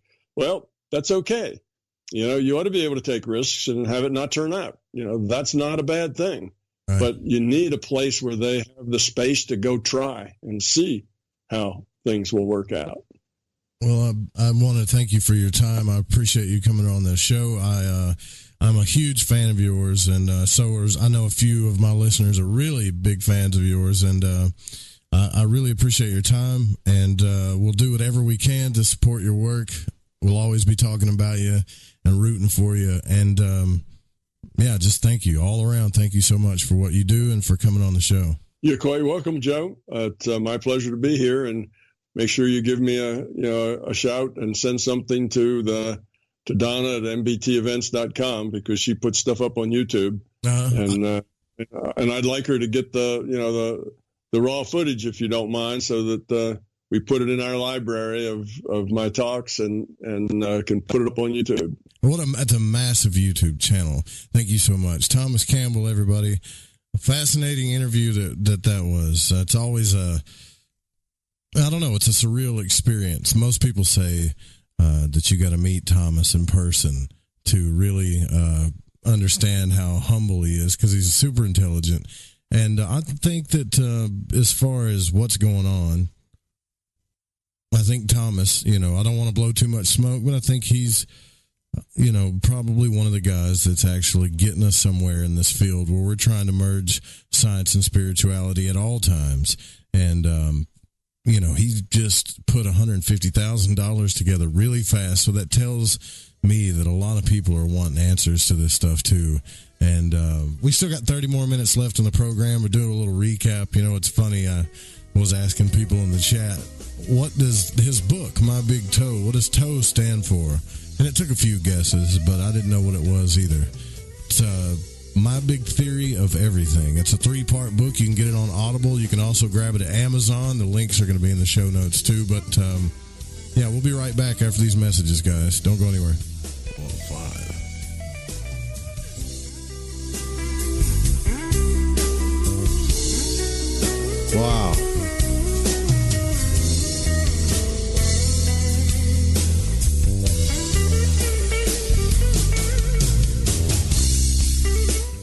It's hard to think that was 2018. That's like 6 years ago. 6 or 7 years ago. I don't know the exact date when that interview took place, but I think Thomas has made some big leaps since then. That was the second time that I had him on the broadcast, and I actually feel a lot of nostalgia when I replay this stuff. Now, if you want to go back to that original interview, you can. I think you got to go back in the archive, because there's close to 900 shows in the archive. So if you go back into the archive, you'll see it. And we'll be back tomorrow night with the live broadcast. That was a fun Tuesday night throwback. I had a good time listening to it and hanging out with you guys in the chat room. It's been fun. All right, we'll see you guys tomorrow night, same time, same channel right here, live on YouTube. I also want to thank the producers and the patrons, and all of their names are up. I was working on that while we were talking in the chat, so I can make sure that I keep that stuff updated. So it's pretty much everybody that's contributed to this broadcast in the last 60 days. And if I missed your name, which is highly likely I missed your name somewhere, please let me know so I can put that up there immediately, because without you guys, it just wouldn't happen, man. Thank you all. We'll see you tomorrow night. Remember, we do this live every Tuesday, Wednesdays, and Thursdays right here on this YouTube channel. Make sure you hit like, because that helps us in the algorithm. And we'll see you tomorrow night.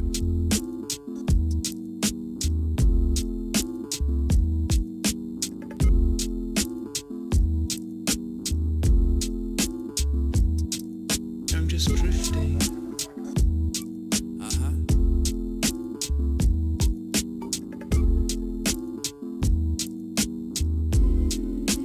Waiting for things. Throw the before us toward the source, waiting to attain grace. Our paths diverge, but take us to the same place. Cast skyward, weightless when the chains break. Archetypal figures that shape shift and change face. Storm the gates, hit the safe, get the cake.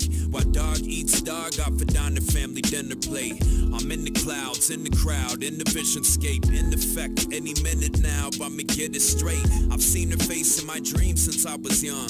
A Beatrice, a queen, a mother that chides her son, that stumbled through his life when he couldn't find a hobby, and lived on the cliff's edge like the Anasazi. Saw my love walking down the street like a vision, a symbol of a hidden world. Show me what I'm missing. She smiled at him but said nothing. Then disappeared around the corner while I put the poison in my bloodstream. A child born into briars and thorns that tried to silence sirens and horns in the eye of the storm. The fire rages, the state calls her young to war. Some will turn their hatred into something more and place guns in the floor. Breathe deep, darkness retreats. See my heart periodically is part of her mystique. Hold the keys to the city where the shepherds lead the sheep, and never ever ever get the mark of the beast. I climbed the ladder, then I fell